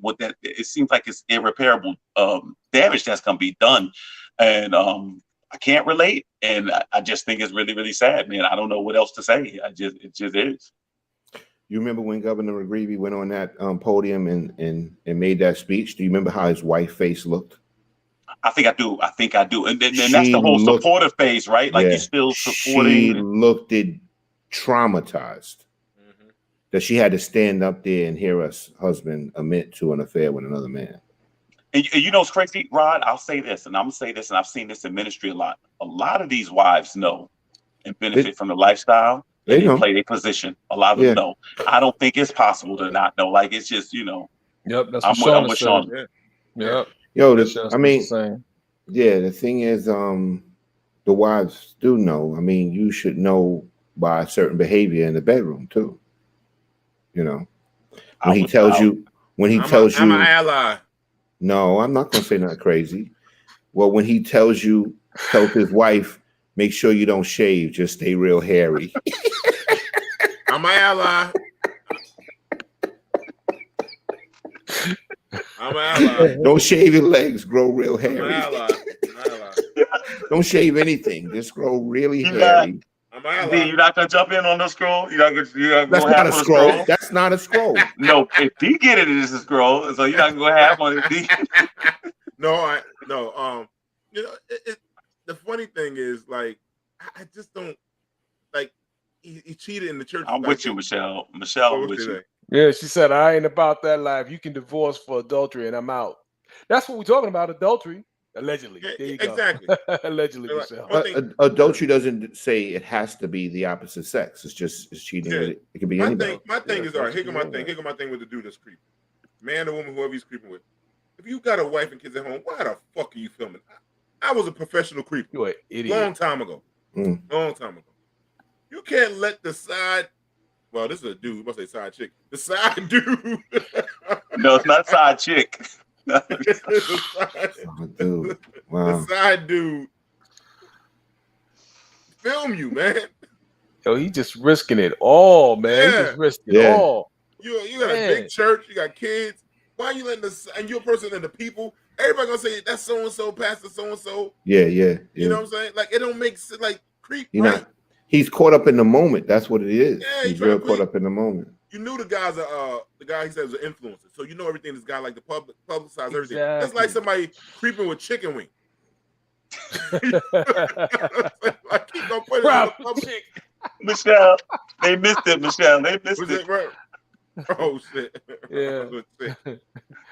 Oh man, cheating is cheating. Yeah, but like she said, like I said, the wife knew. The wife knew. Yeah, the wife knew. Oh, okay. But people in the church got to know about these certain pastors, man. Yeah, no, D, no question. No The question. I think the pastor you and I, Kelvin, first day I saw him, I said, man, they don't know. Yeah. Who's People the get message? blinded, D. People get blinded. I ain't gonna front. People get blinded. At least this guy was doing it with grown men. Other pastors doing it with kids. I can't tolerate it.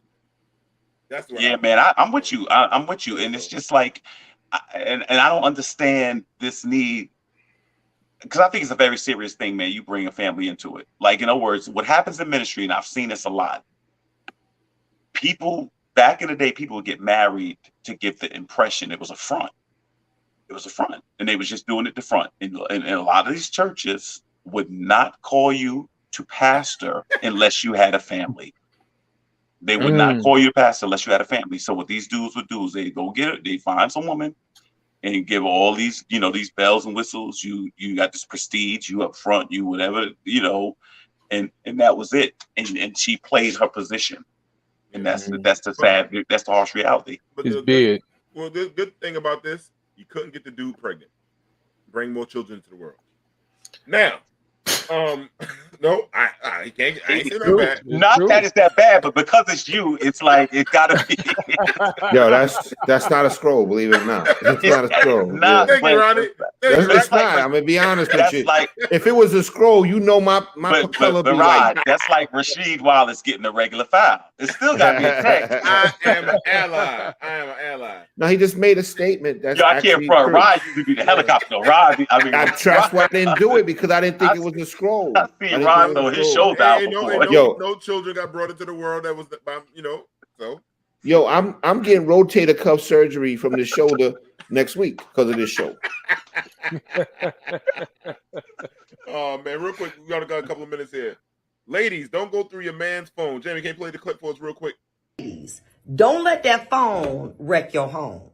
So many times women want to find out, well, who's he talking to? What's he doing? Listen, if a man is a good provider and a good father, stop worrying about what he is doing.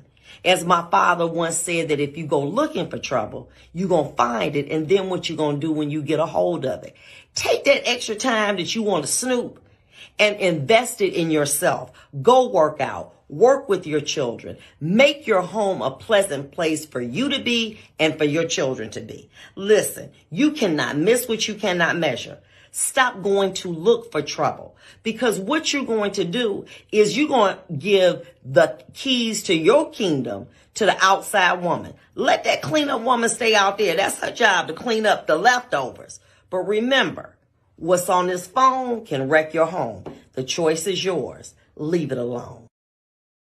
Yeah, my girl came up with like a campaign message. Yeah, she like, let your husband do his thing, long as he taking care of home. You know what it is, and I used to hear this before. If you feel like you have to do that, then that's your answer. That's just what it is. If you feel something, because something's there. Yeah, if you feel like if you got a need, or you got to spy on somebody, the people that are married, that's like, oh, I got to be there when they come home work. If you got to follow a person around, police them, you with the wrong person. That's just the bottom line. Correct. That's it. Because a person is grown, they can do what they want to do, and you can't stop it. So if you think the idea is to stop them, then you never gonna have any peace. Yo, D, you remember what we used to call? And Juan, I get that. I agree with you, Juan. I understand that. Okay. It's a little strong. What you think? Michelle says, if I got to go through your phone, I'm out. If I can't trust you, then I don't need to be with you. Also, diseases are real. What kind of kingdom you got with a cheetah? Yo, Michelle is out a lot. Michelle ain't no Michelle. But what I like about Michelle, whatever you do, what I like about Michelle, whatever you do, she do it better. Yeah. You know what I'm saying? I'm like, Michelle, you know I'm a doctor, right? I'm a surgeon. Michelle always got What you want to say, Rodney? I'm sorry. Nah, I said, do you remember what we used to call women that was always looking for you cheating? Remember we used to call them pain seekers? They used to always be searching for some pain. Yo, a lot of chicks, they got trust issues, man. They got trust issues. Yeah. Yo, I can't focus on somebody always trying to check on me, man. I'm grown. I ain't got no damn. Yeah, I ain't got no bracelet around me or nothing like that. If you got to always check on me and you don't trust me, then it's not a just like Kelvin said, it's not a relationship we should be in. Yeah, man. Michelle's out. Michelle's out. Michelle's always out. Yes, she is. Don't play no games. They ain't playing. So real quick, gentlemen, we had a big movie drop this weekend, man. Ryan Coogler, the Black Panther, Wakanda Forever. Did anyone see this movie? I did not see it. I haven't caught it yet either. I'm looking forward to seeing it though, but I haven't caught it. I know Jamie caught it. And I know a few people kind of upset that. So nobody here saw it. Nah, I thought one of y'all saw it. That's what I didn't know. No, Jamie don't even want to start. I know the Black Panther. I know. I heard it's long. I just finished the first one. But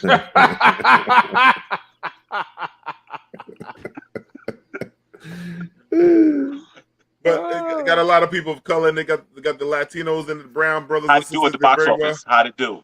Michelle says the movie It did great. Cry. It did great. I heard it did great international and in the U.S. I think they came in second. Yo, Michelle went to the movie, saw it, cried, and she was out.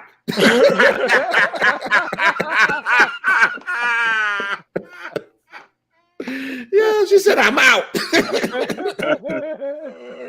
But to be fair, y'all, to be fair, and I do hold our community accountable for this. We never give any love to the brown hornet. The brown hornet. I gotta see the stuff. I might have to see one of them on Fire Stick. Allegedly. Come on, D. Come on. I'm gonna support the Wakanda. I just gotta figure out. It's 3 hours though, man. I gotta figure this out, man. That shit is 3 hours. That's a lot of movie. That's a lot of movie right there. Like nah, I might have to wait for that shit to come on TV. What time you gonna be at the Circle Sisters, D? What time you gonna be there? Man. See my black clock around. If I give you some money, could you go get Shonda's bracelet for me? I might get there early. What time the Giants play at 1? The Giants play at 1 or 4? No, it's a 4 o'clock game, I think. D, are you a Giants fan? I love the Giants. That's your team. Yep. All right, so brothers and sisters, man. Anyhow, Wakanda Forever, we're gonna check it out, man. Michelle, we about to say we out. So we'll say peace and peace, y'all. We out. Peace.